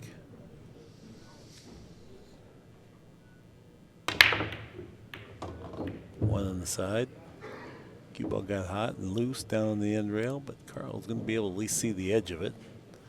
Doesn't look like much of an offensive shot. Yeah, just caught the break a little bit too thin there. That's why the cue ball stayed down table, but still a good hit. I mean, very powerful. I mean, he's going all out on the break. He's not holding back. If he can see enough of the 2-ball here, he's going to try and get the cue ball behind the 4-ball and hopefully get the 2-ball, let's say, between the 5 and 6. I don't think he can do a lot with the 2-ball. This shot, you really just really try and get a good cue ball. But I think it's natural to get the 2. At least he got the second part right. He's got the 2-ball in a good position, and I think he's got the snooker mark. And the way the balls, this is not easy to hit because the 5-ball's stopping the 2-rail kick. So this is quite a tough hit actually. Even though it's only like a short space away, it's not easy to hit. You might have to masse this shot. Well, or going one rail means you're kind of going naked because you're not going to have an easy time getting the defensive play out of it. So yeah, and sort of both balls are going to travel towards the same direction, so he'd have to get a perfect hit there to get the 2-ball safe. And that's his primary reluctance to even think about the one railer. He knows it's there. If he has to, he will. He's going to expend his shot clock here. He's on his second 40 seconds. Oh, nice hit. Very good job there. Needed a bit of luck and got it. Good for him. Got perfect speed, thankfully for him. A touch harder, it would have been a scratch. And a touch harder, the only fortunate part about the shot is that he's not left Karl a shot on the 2-ball. Obviously, the 3-ball's blocking the 2. So, but he made a good hit, good speed. The speed was very important there. And Karl. And just to give the viewers at home, Jayson looked up here at the commentator's booth at Darren and kind of flipped his wrist like, that's all I could do. He wants to explain. What a character. Yeah, he likes to tell you everything about what happened in the game. It's amazing. He remembers every shot. Mm-hmm. He's an intense guy. Yeah, but it's good to have that ability to be able to talk about it and be disappointed but shake it off straight away. And that's where he is improving. He's learning just to shake it off. But one of the best guys I've seen at doing that is Chris Smelling. If he makes some mistakes, and then he plays a great shot, it's like the mistakes never happened. So when you after the match, you tell him about his mistakes, and he's saying, "What? I never missed a ball." Very good. Yes, that's pool player mentality there. Yeah. He's going after the combination, overcut it, but he fluked the ball, get no reward. Yep. So good news, bad news. Well, sort of a bit of a justice from Jayson's point of view. Yeah, pool players. There's some pool players who really dwell on their mistakes, which is easy to do when you're not feeling good or playing well or everything's going against you. But the guys who are really good at shaking it off and just staying in the moment are the guys who really win the titles. Yeah, mental toughness comes in. Yeah, that's big definitely time. A factor. Yeah, that's why Shane's so successful, and Dennis Hockolos and all them guys. And a few guys what used to be probably not as strong mentally as what they used to be, and that's what really costs them. Yeah. Oh wow, nice try there. Yeah, he went after it. Decent cue ball, but 2 balls leaked out, and for someone like Jayson, you would expect him to make this. Not an hanger. It's got to be definitely a bit of pressure on him here. So this is a good test. Like I said. Good call. Yep, he wanted to make it, needed to make it. It's a shot he oftentimes makes, but there's definitely a lot of pressure here. 2 games back, and he hasn't shot for quite a while. It's been, it feels like he sat there for a half hour. I don't think Karl's got any fence shot. He'll be playing defense here. Cue ball behind the 7 and 8. He hasn't got the speed, so that's going to be disappointing because he had a massive target there, Mark. And he's leaked the 2 ball as well, so he could be in a lot of trouble here. And this is a huge rack. Whenever a guy misses, it's very important to win that rack. So Jayson sort of got away with his mistake, but again leaked the cue ball out. But that shot wasn't easy, especially when you come from that distance. Karl, same thing again, but this time he'll go on the outside of the 9 ball. So he'll be using the cue ball 2 rails, 1 rail onto the bottom rail, and try and get this behind the 7 and 8. And and leave the 2-ball in the middle of the table, let's say. You can't do too much with a 2-ball, just try and leave it in the middle. Oh, he's really gone aggressive with that one. Didn't like that shot. Got very fortunate again, because if the 2-ball doesn't roll an extra inch there, he's believing Jayson has shot. So I didn't really like the shot Karl played there. I think cue ball was more important than the 2-ball there. Boy, nice hit. What a shot. He was able to thread by there without a double And kiss. got a nice kiss there, Mark. He deserved it. Yep. I would Karl only himself to blame there. Right. He should have really took control of the cue ball in the previous shot. He could have had a big positional advantage with the arrangement of the balls, but instead, by letting Jayson see it a couple times there, he really didn't get to exploit the opportunities he had. And at this level, you have to kind of make more of those shots if you possibly can, because these guys are good enough to create something on their own. And the 2-ball might be frozen to the rail here, so this makes this shot even tougher. Because there's a chance of double kissing it, but what he's trying to do is trying to get the cue ball somewhere around the 5-ball and the 2-ball stay down table. So he's got to hit this really good, just like that. You can't hit that any better. Deserves a result, but unfortunately, this is pull, and I think he might have left him a window. But he hit that great, really. He could have got the cue ball any better. He got the result what he wanted. He just didn't get quite enough power on the 2-ball. And we both know a lot of shots go this way where you play it the best that you could, but they don't turn out. And that's another reason why he needed to make more of the opportunities he did have earlier in the rack to play a better save. Jayson. Poor position here, Mark. Well, it's poor position for the regular man, but it's actually okay for him. It inspires him to do extra good, I think. Yeah, well, after missing the 2-ball early in the rack, this is even more important now, because you're not going to keep getting away with missing. And Jayson's definitely missed the balls in this match out of the 2 players, so this is a big one. I just didn't fancy him for Mark. I just felt as if just leaving yourself on tough shots under pressure all the time, especially when you've missed a few. It's not like he's like firing all these balls in. It's gonna get its toll on you.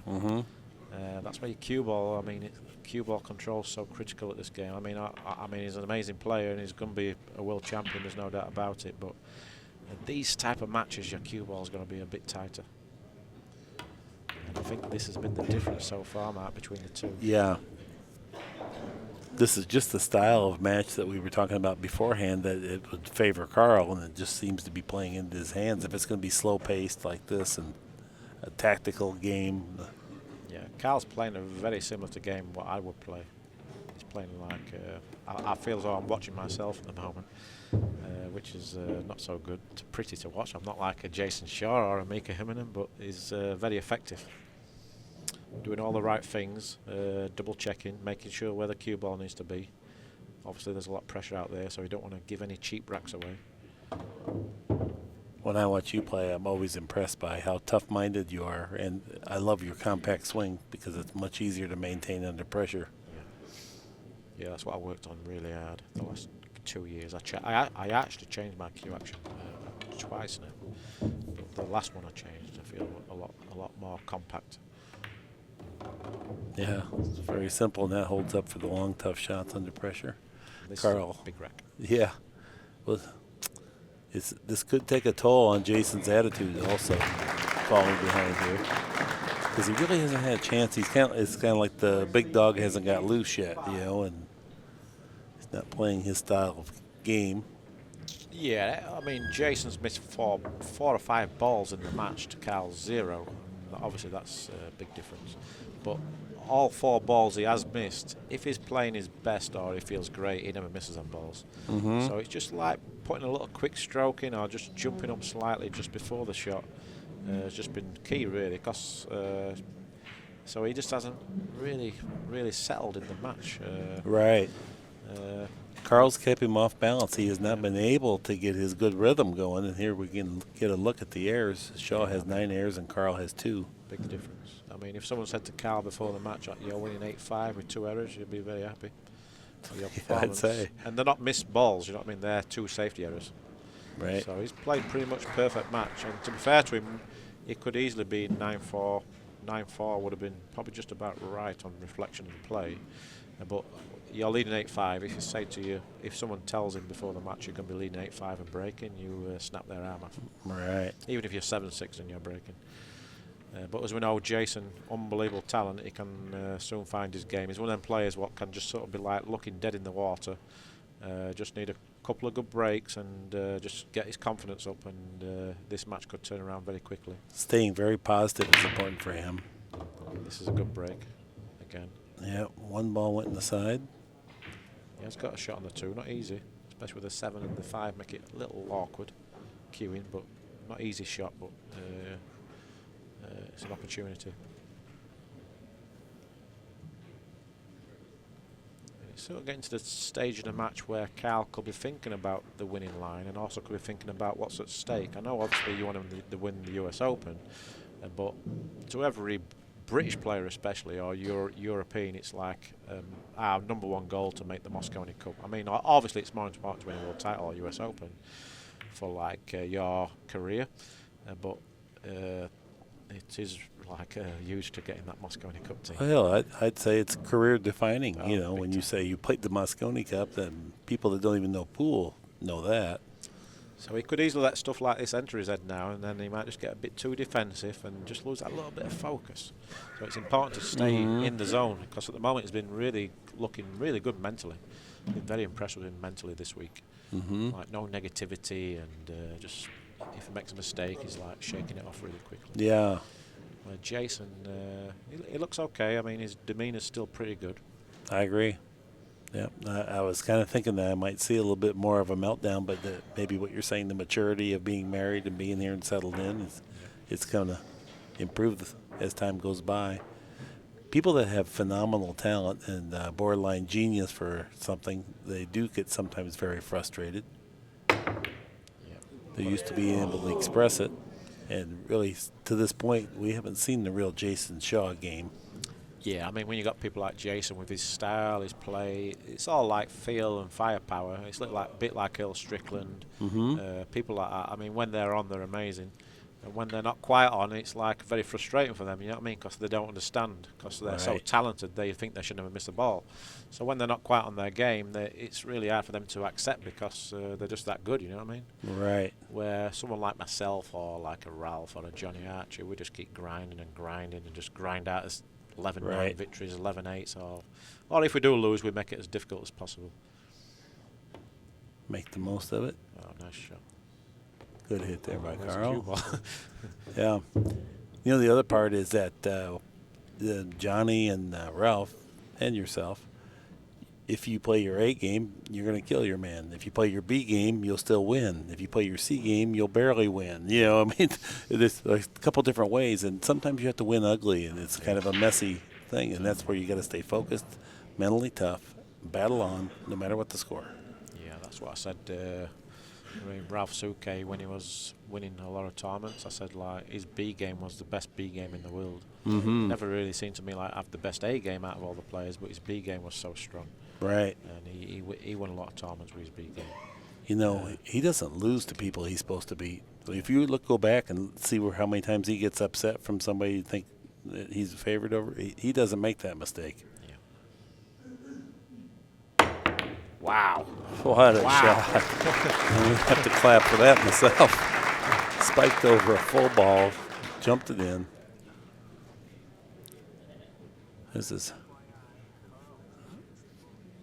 okay. Yep, like we said, Karl's not missed a ball. I don't know why he didn't play like this in the World Cup of Pool about last month. But actually, it was me who let him down. Well, you can't turn it on and turn it off, or you would. So, but this is a completely different Karl Boyes than we've seen throughout this week. He's played well, but not to this standard.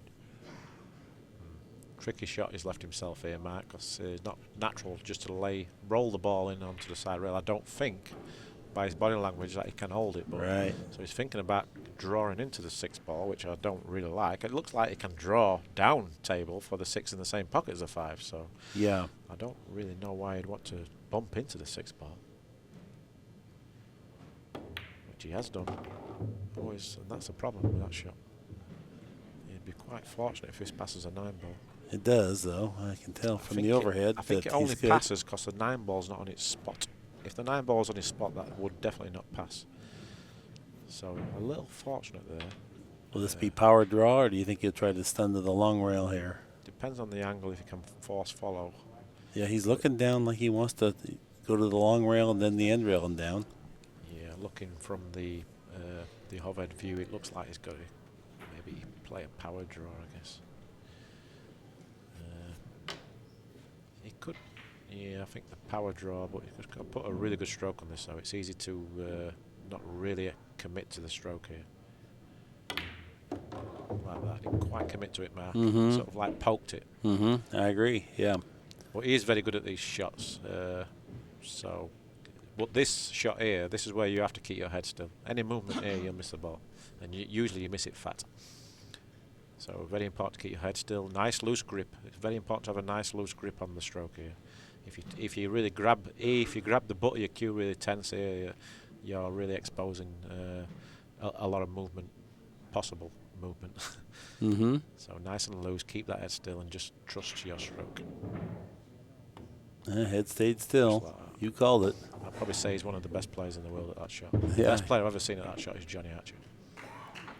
I've never seen anyone cut balls like Johnny Archer back in his heyday. Now he's getting old, his eyesight's gone a little bit, but he's still a great player. He still is, yeah. But I like to tease him. And Karl is, just pouncing on everything really, just so solid. If he plays like this, I really think he's a man to beat. Just because I know him so well. I know when he's on and he's on his A game. Well, he's got it going now. Karl Boyes now has 9. Yeah, he's sort of got that look and that attitude when he won the 10-foot in Tunica, the 10-foot table Bigfoot in Tunica when he beat Shayman Bone in the final and just put a clinic on. Never looked like losing on a 10-foot table. He's got that sort of look to me. So I think that's the last time I've seen him play his pull like this, to be honest. Yeah. I mean, he showed it in little bits and bats last year, like in little spurts at the Mosconi last year, but not great. But he looks really. He does. He never looked like missing a ball. Yeah, he hasn't missed a ball. That was and he's playing, I think, a 974 right now. Yeah, it's pretty amazing standard. Last day of the Mosconi Cup last year, Darren Appleton played a 975 against Shane Van Boning, and that really crippled our chances. Yeah, I do apologise. I wish you could be a bit more sincere. It's just unfortunate that I seem to keep bumping into Shane, and he does inspire me to play. Well, you have to play great, so yeah, to be that guy. And you don't know who you're up against. It's random. The coaches make out a lineup, but it did seem to like get him. It's amazing. You won't believe how many times I played Shane Van Boning. I probably played him twice as much as any other player on tour. Well, Karl's disappointed the break dry. He hit them really good as well, so he must have maybe given himself a bad rack there, or maybe hit them a little bit too fat, Mark. Maybe he caught them a little bit too fat. Yeah, maybe, because the cue ball's way down table more so than it has been throughout the match, so you might be right. But even though he hit them very hard, they didn't really move very well, so I'm guessing there was maybe a gap or two there. Maybe he got a bit excited. He's got a 9-5 lead. Good safety from Jayson, so at least he's thinking good. He's not like he's not panicking just yet. There's no reason to. I mean, he has missed a few balls what I expect him to make. But there was missable balls. He's not like hangers. So he's still there fighting. That's a good sign. And he knows if he loses this match, he's not out of the tournament. So he needs to keep himself mentally stable just in case he's got to play again tonight. Obviously, win a break, it's never over. I will explain it like this. If you cannot ever win a match from here, then you'll never win a big tournament. You have to steal a match from somewhere. And I always look at it like, here's a chance to do something great. Yeah. I'm behind, but I'm going to do something great and win this tournament. Yeah, to win a tournament like this, especially US Open or a World Championship, you've got to really. These are the type of matches what you you look back on and you think, oh, that is a match what I really stole. And that's what happens. You see it with all the great players. They're so good at winning matches they wasn't supposed to win. Right. We saw it last year with Shayman Boning, beat Rob Sayers first round. Could have easily been on the losers bracket first round. Went on to win the tournament. Yeah. Yeah, Rob had the 9-ball in the bottom of the pocket and scratched. Yeah. But that's the advantage. But he hung in there, you know what I mean? Stuck in there, kept fighting, and sometimes you just put that pressure on your opponent, and crazy things can happen. You won't believe what you can miss under pressure. And even though you're well behind, if you're just constantly involved, sometimes a little crack of light happens, and then you win a game or two. Now there's a lot of pressure on the guy that was ahead. That, boy, I got to close this out. I need to hurry up. And then another game goes by, and now the pressure goes the other direction. Yeah, if you can stay positive, which is hard to do for a lot of players because their ego gets in the way. But you're going to be tested. You're going to face adversity when you play talent like this. Look at Karl hasn't missed a ball here. What did you expect the score was going to be? Yeah, not many people are going to beat him on this form. I always say, I don't care how good you break. Like, people complain about the break, this, that, and the other. But at the end of the day, if you play the whole match and don't miss a single shot, and you're going to be very, very tough to beat. Yeah, that's right. Even without making a ball on the break. Yeah. Because then you like playing the ghost. I mean, you've got to play pretty sporty to win if a guy don't miss a ball, whether he can break or not. Great point. So people complain about the breaks and everything else, but at the end of the day, you still got to pop the balls. You got to make them balls under pressure, and that's the difference between the great players and the good players. Very clever shot there from Jayson. He double kissed off the free. I'm not too sure if he played it, but if he did, it was a very nice shot. Yeah, I think he did too. He had to roll ahead. He knew he was going to face this down the rail. Yep, and this is a tester. Needs to keep his head very still here. He did just that. And you can see the balls just don't seem to want to cooperate with him. Everything is getting tough and tricky, and he's getting tested. It's very important for Jayson to keep Karl off the hill for as long as possible. Which obviously sounds a bit silly, but very important that, like, 10-5, you just think, oh, it's sort of over. Mm-hmm. But 9-6, you're still in there. Win the next rack, 9-7. Win the next rack, 9-8. And then if Karl does win the next rack, go 10-8, at least you're still in there. Like, one mistake from Karl, and you can win the last two games very easy. Looks like he's taking on the combination here. And he found the bottom of the pocket with a 9-ball. 9-6 is our score. So still very much game on, Mark. Yep. A little spark of light there for Jayson Shaw. I mean, he's been through a couple of major flurries here where he had to sit there for 20 minutes at a time and not even play. Yeah, I think Karl's game plans really worked well in this match so far. But pull being pull, it doesn't guarantee you anything. You have to finish the match. And this is where Karl has to sort of stay in the moment and finish the match when he gets his opportunity. Because, like I said, as long as Jayson can keep Karl off the hill, I would say the next rack or two, he's still a great chance to win this match. But if Karl gets to the hill, let's say 10-6, 10-7, I expect Karl to win. But if it goes 10-8, 9-7, if Jayson win the next two racks, then he's going to be right in the mix. But like, whenever your opponent's on 9 racks in a race to 11, that's why it's important. Even if you're down 9-0, 9-1, it's important to never give up. You see that today with a lot of matches. Oliver Altman played Dennis O'Cullough, who was down 9-4. The next thing, it's 10-9 to Oliver. Sadly, he lost 11-10. Today, I was down 9-2 against Carlo Biardo. I come back to 9-8, but I lose 11-8. But the next match, Carlo was leading against Corey Jewell 9-1, and Corey Jewell come back and beat him 11-10. So it just shows that if you just hang in there, keep grinding, get your break going, like just perfect break there. Yeah, and your point's proven. There's 3 games where everybody was way behind, and 1 out of 3, the other guy won. Yeah, so there's probably been many more also, what I haven't seen. But this perfect break for Jayson, the best break of the match by far for him. Soft break finally worked. Smiling about something. Well, that's good. Maybe relieve a little of the stress and tension here. I think maybe the referee sort of shaking a little bit when he removed the rack. Maybe he's getting too excited also. This has been a great match so far. I love watching world-class pool. Wow. Jayson. Unforced error. Yeah, it's hard to understand. It's sitting down in his chair. It's pretty funny. But it's like the shot he's just played. He's going to be looking back at this shot later if he loses this match, thinking, why didn't I hit it harder? Why not hit it thinner and harder? I mean, just come off 2 rails if you have to. But whatever you do, just don't come shit off 1 rail. And we've all done it. That's why I'm sort of saying it's like criminal, really, what he's just played there. You rather err on the strong side. Naturally perfect's always good, but you want to figure if I go too long or too short, what's better, and you can rule out one or the other. But He made the amateur mistake of too short. That was the time to go a little bit too long if you had to. Oh, big shot here. It looks like playing with a full length cue. Good hit. But needs to get lucky. Very lucky. Double kiss. Might not be no good. Yes. Needed a big slice of luck there. Because when the cue ball and the 4 balls travelling in the same direction, I mean, it's in the lap of the gods. And I think there's a good opportunity of a 5-9 combo here, Mike. And Karl took a look at it. Karl knows the magnitude of putting himself on the hill from Jayson's error here, too. Psychologically, it'll be a pretty big blow. You know, in fairness to Karl, he gave up the first game to Jayson with a foul by his shirt. So, one of the games, Jayson didn't win that either, really. Karl had it well in hand.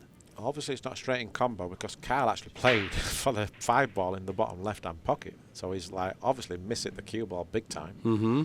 And he's shaking his head and everything else. And he's like sort of grinning to himself. So now he's going to make this combo, which is not easy. But with this combo, it's important to hit it really, really firm, really solid to take the friction out of the shot. Because if you try and slow roll it, a lot of bad things can happen. And it's easy to dog the ball a little bit if you really play it slow. That's a good point. So we really put a good solid stroke on this.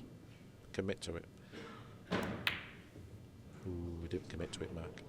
Well, sort of half-hearted on that shot, and that's massive. That is. Wow. Big turning point here. That would embolden Jayson now. He definitely needs to cash this in. He was thinking he's going to be 10-6 behind, and now he has a chance to make it 9-7 and goes just what you said earlier. If he's only 9-7 behind, he's dead in the match, and he's going to be feeling kind of okay given the circumstances he had to play from. Yep. If Jayson wins this match, this is a rack what I will look back on and say that mistake there just cost Karl Boyes the match and won Jayson Shaw the match. Because at 10-6, it's the way the match has gone. It just doesn't look like Jayson could win, you know what I mean? Because he's not quite on top of his game. Karl's played great. But that one really bad positional shot could be really costly. Because positional shots are sometimes just as bad as misses, Mark, as you know. And that was a bad one. And what I didn't like about Karl on that positional shot is that he's sort of really stretching over for the shot where he should have really got the bridge out because he's really good with the bridge.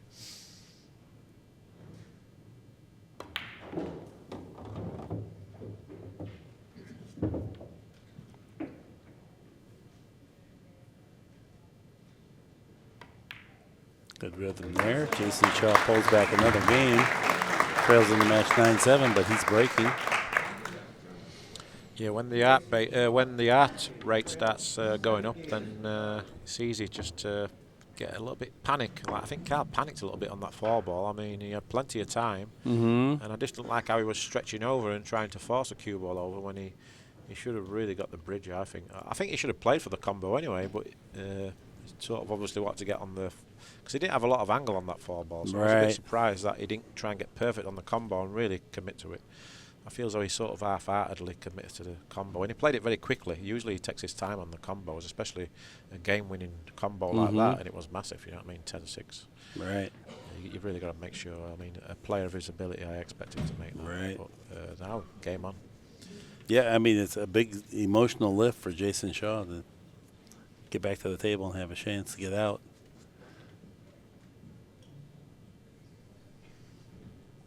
Well, he's breaking. 3 balls on the wing. 1 ball found the side, but no, it didn't. Dry break. It's a dry break, but sort of second prize because very, very difficult for getting shape from 1 to 2. And he's just checking to see if it's a dry break, even though I don't think it really matters. So you don't get ball in hand, right? Right. He'll have to play from here anyway. Right. You've got the option to put him back in, but that's not good. But the problem is that I don't think the 2-6 looks very tough to make. The 2-6, maybe the 2-6 is available, Mark. It looks looks like he's got to really make it. It's not like a straight in combo. Right. It's got to hit the 2 ball really thin on the right side of the 6. So, and he's got a really tough first shot here. Now this is a big rack now. Massive, massive opportunity for Karl. Not missed a ball in this match. I hope I haven't going to curse him here, but this is a tough shot.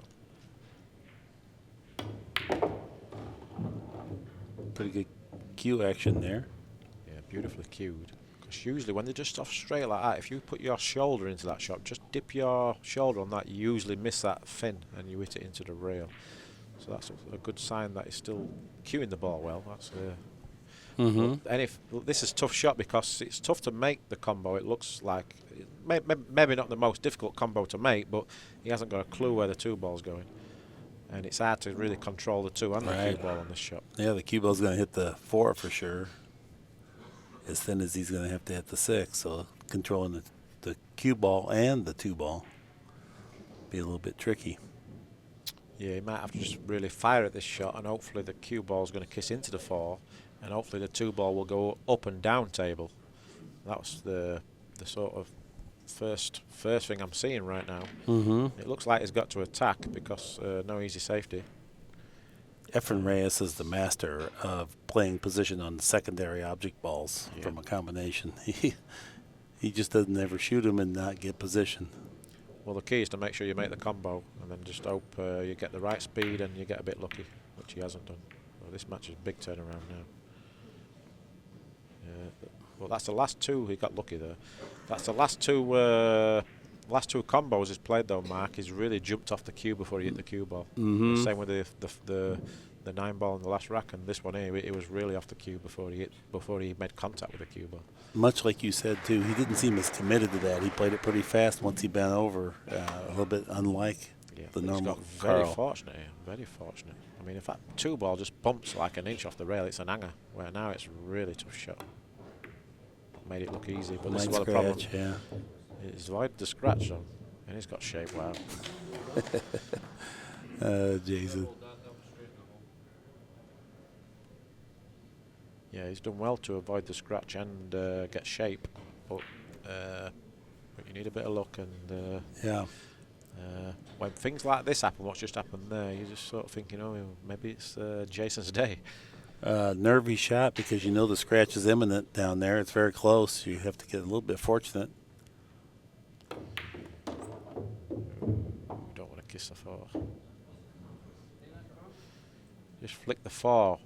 So I think he's okay.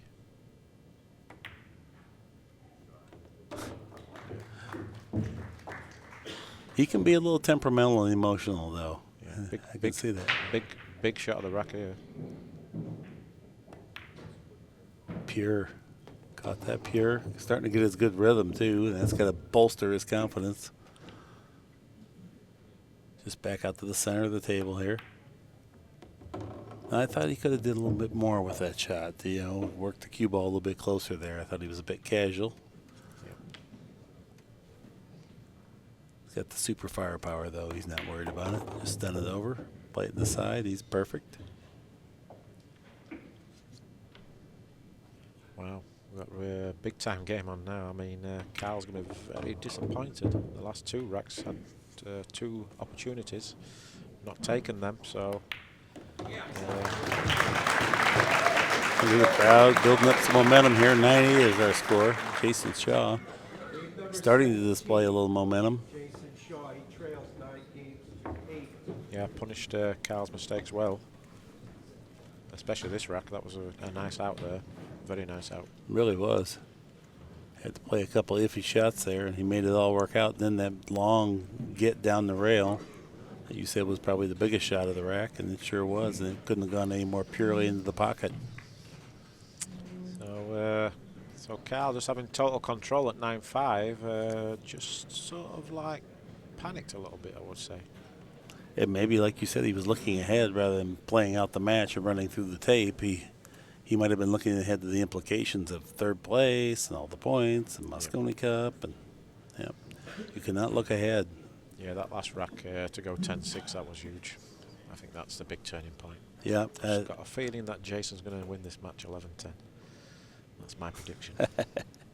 Never quite in the match, but Karl just let him off the hook, and Jayson showed a lot of characters, stayed patient, and this is what happens if you just stick in there. Maybe 12 months ago, he'd probably lose this match by now.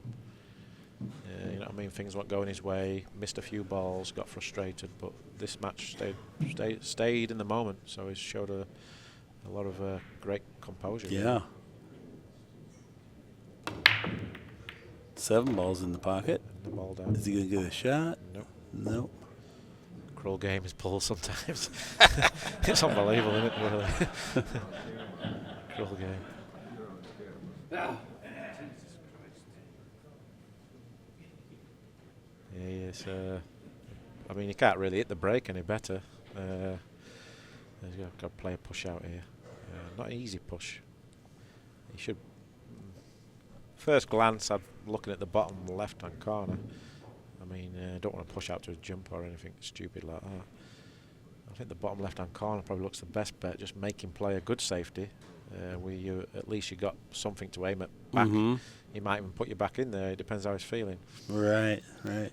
But that's the key, I think, when you're pushing out this situation where the balls are placed, leave a lot of distance.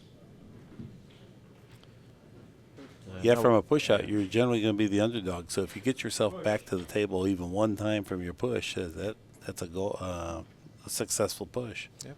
And sometimes when, like for example, that situation there, the one ball could have been really closer to the pocket. Sometimes it's an advantage to tie a ball up. Right. So always look at the object balls where they are placed on the table. Maybe it's really difficult to get from the one ball to the two ball. So that's why it's positioning of the ball is very important when you're pushing out. That's where people like Ephraim Reyes were so masterful. You know what I mean? Just their vision and knowledge were just amazing. There'll never be another Ephraim Reyes when it comes to knowledge of the game, vision. Yeah, he's really got the billiard side of pocket billiards down, and Karl is putting him back in. Yeah, I thought he would, just because he's obviously a little bit tentative now, because he's had his chances to get on the hill, not taken them. And now he's thinking, right, I feel a bit of pressure here. I don't want to like mess up this safety. So he's letting Jayson play it open. He messes it up. What do you think about banking the one ball down by the 3 and just let the cue ball drift over to the? Yeah, it's a pretty good option. I don't like this option at all. I've got very, very fortunate mark. Because if you kiss the 9 ball full, he's selling out, right? Right. He's completely missed it, the 1 ball there. But got a great kiss on the 9 ball. If he kisses a 9 ball full or on the opposite side, he was selling out there. But as it is, I think he's got a full ball snooker, and doesn't look. It's an easy one rail escape off the side rail, but that's not really looks great. Right. Great. Very hard to come out of it angle. Positively. The bottom rail's not great either, because if you don't hit it perfect, you're going to bring both balls to the top of the table. So he probably has to go. Maybe have to go 2 rails. Or maybe just go side rail and try to use speed. He's playing this with a lot of speed. Anything can happen here. Yeah, can't oh no! Wow! Yeah.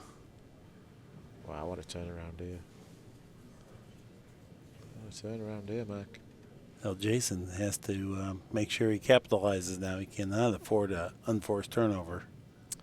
Well, it's amazing when you just lose a couple of bad racks like Karl made there, because I'm pretty sure if the score was 10-6, Karl wouldn't have put him back in there.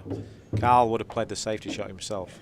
So there was a lot of balls to get behind there, but I just know him so well, and I just thought he don't fancy playing a good safety right now just because he's feeling the pressure. And that was a great example, because there's no way in this world if Karl was up 10-6 he would have given that shot back. And just because of that negativity, Jayson found a good role, and that's what happens. The pull gods start punishing you a little bit. And you've got to really say he's favourite from here. You've got to put him favourite to win the match. Yeah, from here, I was going to say if it goes 9-9, but he's got all the momentum on his side, and Karl's been struggling here for the last 4 or 5 racks. I mean, Karl hasn't missed balls. He just played 2 really bad positional shots and missed 2 very makeable combos. Right. Which is just as good as missing a ball. I know on the stats it won't say he missed a ball, but to me it's the same thing. No, it does say, Oh, okay. missed the combo ball. was classed as a miss. Not left himself perfect here, but obviously he shoots so good it don't matter. Straight in. I sometimes jest that if the object ball's on the same table that Jayson Shaw's cue ball is, he's fine. Yeah, he's a lot more comfortable, and he's sensing the weakness of Karl also. Start to sense it, and smelling blood right here. Like it's really perked up. Yeah, he's a tough man to put away just because he's got that offensive firepower.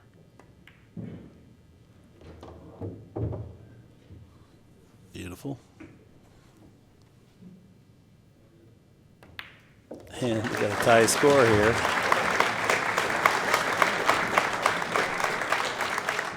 Wow, we've had a lot of exciting matches in this arena.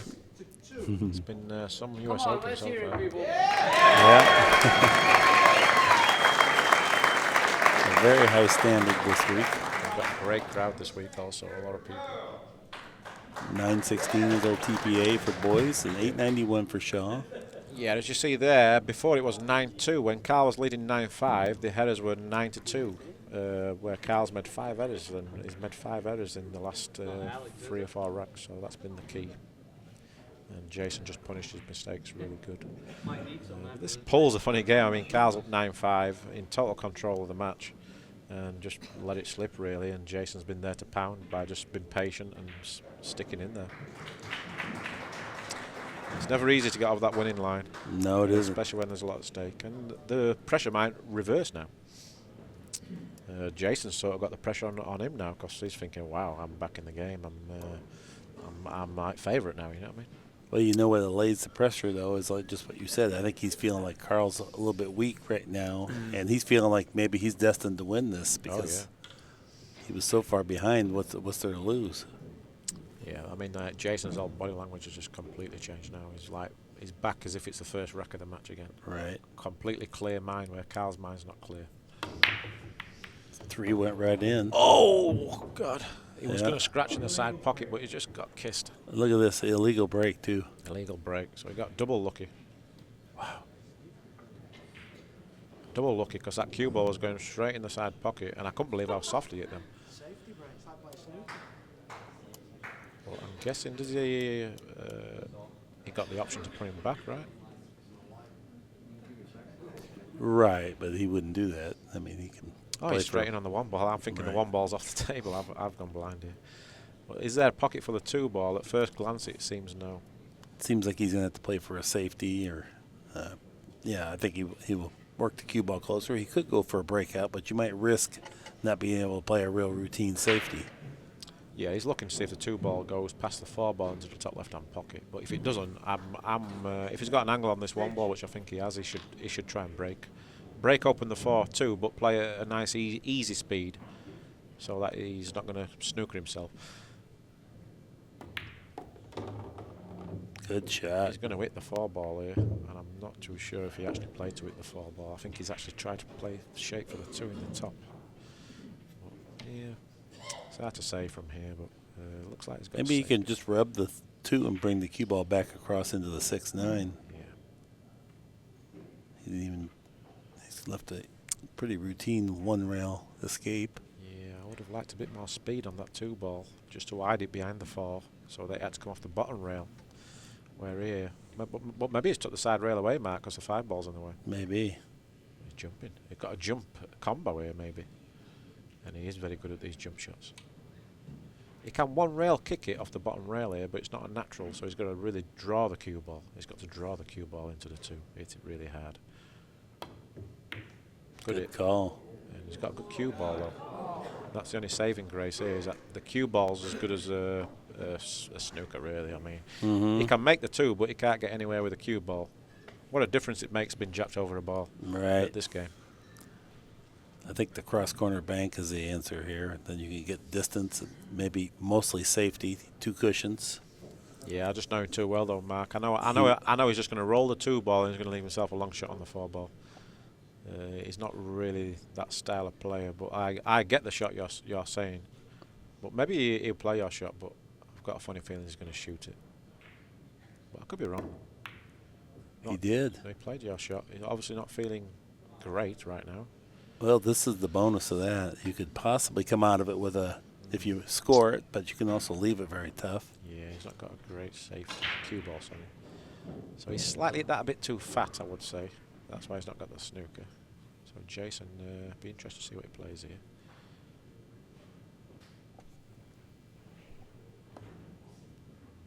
Went for the fin contact. He got maybe jacked over the 8 again. No, but this is a great opportunity for Karl. Mm-hmm. I don't know if he can see the full of the cue ball without being checked up. Yeah, I think he's okay. He's makeable. But the problem here, Mark, is that he can't play the cue ball with right English, which would take him natural shape for the 4. So it looks like he's got to play it with inside and maybe come down the right-hand side of the table as we look. So it'll be interesting. Or he might just rely on it playing ball and going between the 5 and 6.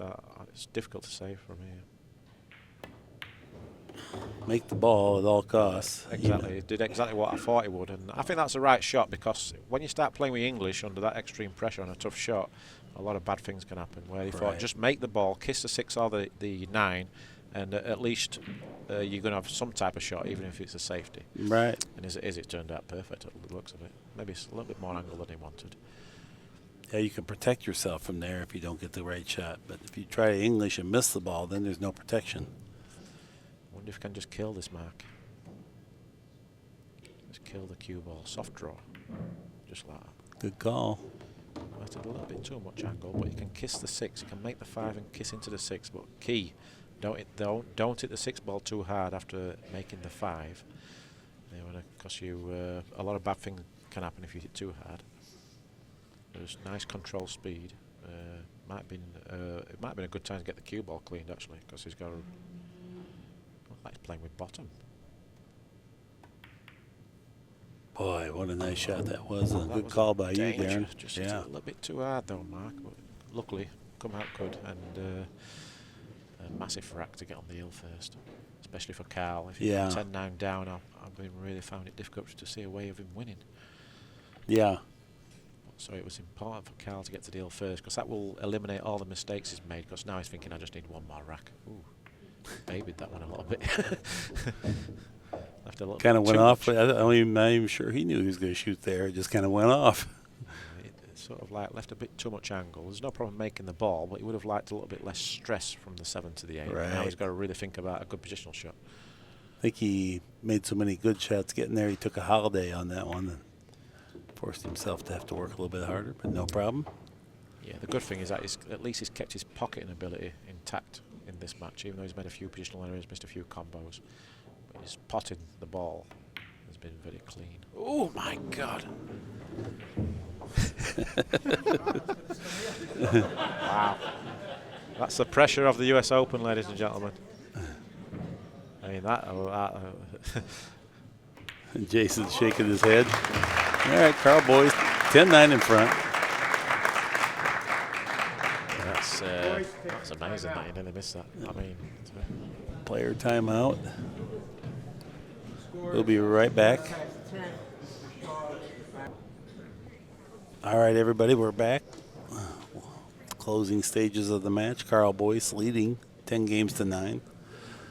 Jayson Shaw made a furious rally here, tied it up at 9 apiece from 9-5 behind.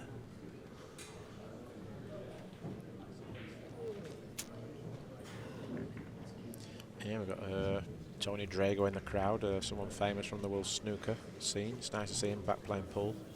Loves watching pool. He's sort of in the stands all day and night. He's a great guy, great personality. He's always very engaging, even to strangers. Yeah, he's great to watch as well. He is. He's a lot so of fun much to fun. watch. You don't take your eyes off him when he's playing. No, him and Jayson Shaw would play a race to 11 in about 20 minutes. Yeah, but he plays quicker than Jayson. That's amazing. The other guy, Luke Salvas, amazing. They give me a heart attack when I play them guys. I have to slow down a little bit. No, you'll catch yourself speeding up. Yeah, you know. When I first played Tony Drago, I found myself playing too quick. Right. And I got beat. I thought, next time I play, I'm slowing you down. So that's what I did. Yeah, it's actually 9-9 with Ruslan and Ralph. Race to 11. That's a loser's bracket match. Ruslan, great young player from Russia. He actually beat me on the winner's bracket, 11-8. Wasn't happy. But nice young kid, good friend of mine. Great potential. Good, nice stroke, very powerful. I first met him the last couple of years at the Derby, and couldn't have been more impressed with someone that I've never seen before. I thought, holy moly, this guy can really play. Yeah, he's a killer. All right, Karl's last break of the match. 8 ball is the wing ball. Yep, whenever you want the biggest break of your life, it's right now.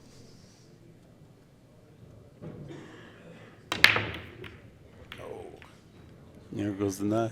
Look at the 9. Got lucky. Got very lucky.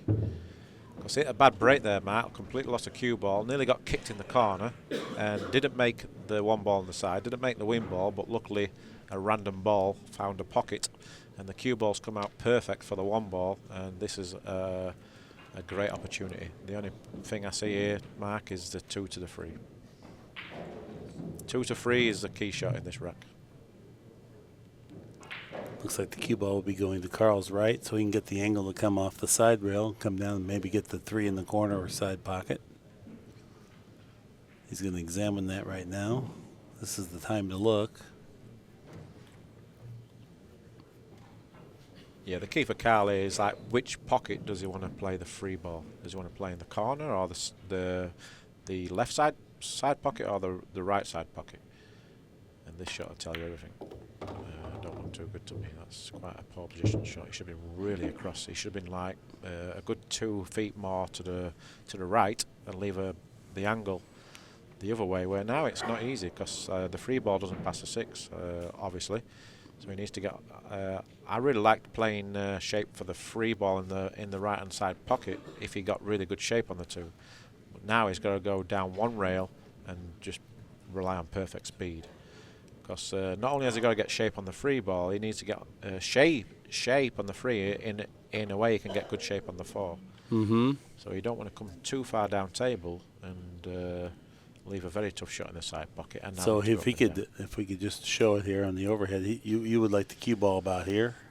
Yeah. Maybe go here to here? Yeah, now I think that's a decent option, but it's a small window where he can still go here. Down one rail like that.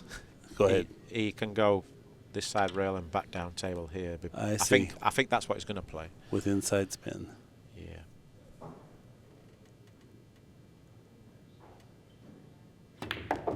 Wow. I'm amazed he's played it this way, Matt, but he's played it beautiful if it slows down. Yeah, he's got the cue ball away from the cushion. He can get to the bottom of the ball.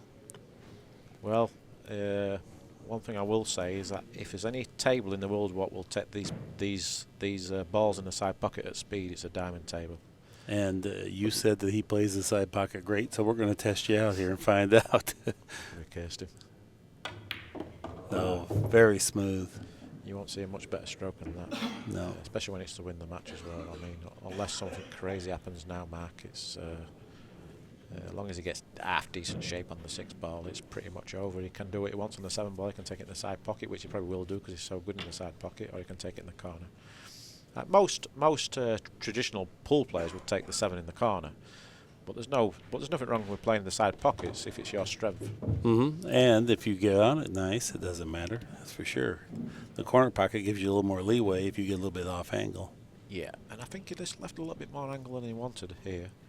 But this is easy to play 2 cushions around the 7 to the middle of the table and just play it in the far corner or the corner opposite the 6. Yeah, now I think because he left a little bit more angle than he wanted, he's made his mind up what he's going to do.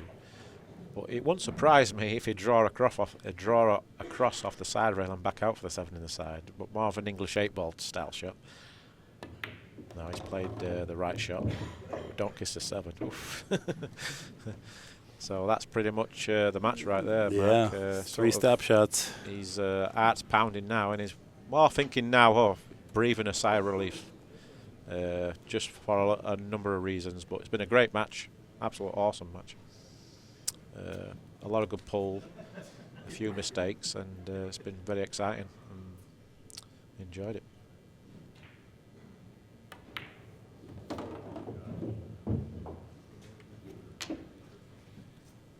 Karl realizes he has the match in hand. A very courageous break and run out here at a crucial time after he kind of got down. Looked like maybe Jayson might be the favorite to win. Nice round of applause, knowledgeable audience. Karl Boyes moves on. He's in 3rd place. Least he can do, shakes his fist up here. Darren, it's been a total pleasure here, getting a chance to hear the insights of a great champion. I want to thank you for joining us. Yeah, thanks for having me. I really enjoyed it. Great experience for me to be in the booth with you, a legend like yourself, and obviously to watch 2 of my best friends in the pool world. Great match. Jayson a bit disappointed, but still got a chance. That's right. Okay, on behalf of Accu-Stats, Mark Wilson, Darren Appleton, so long for just a while.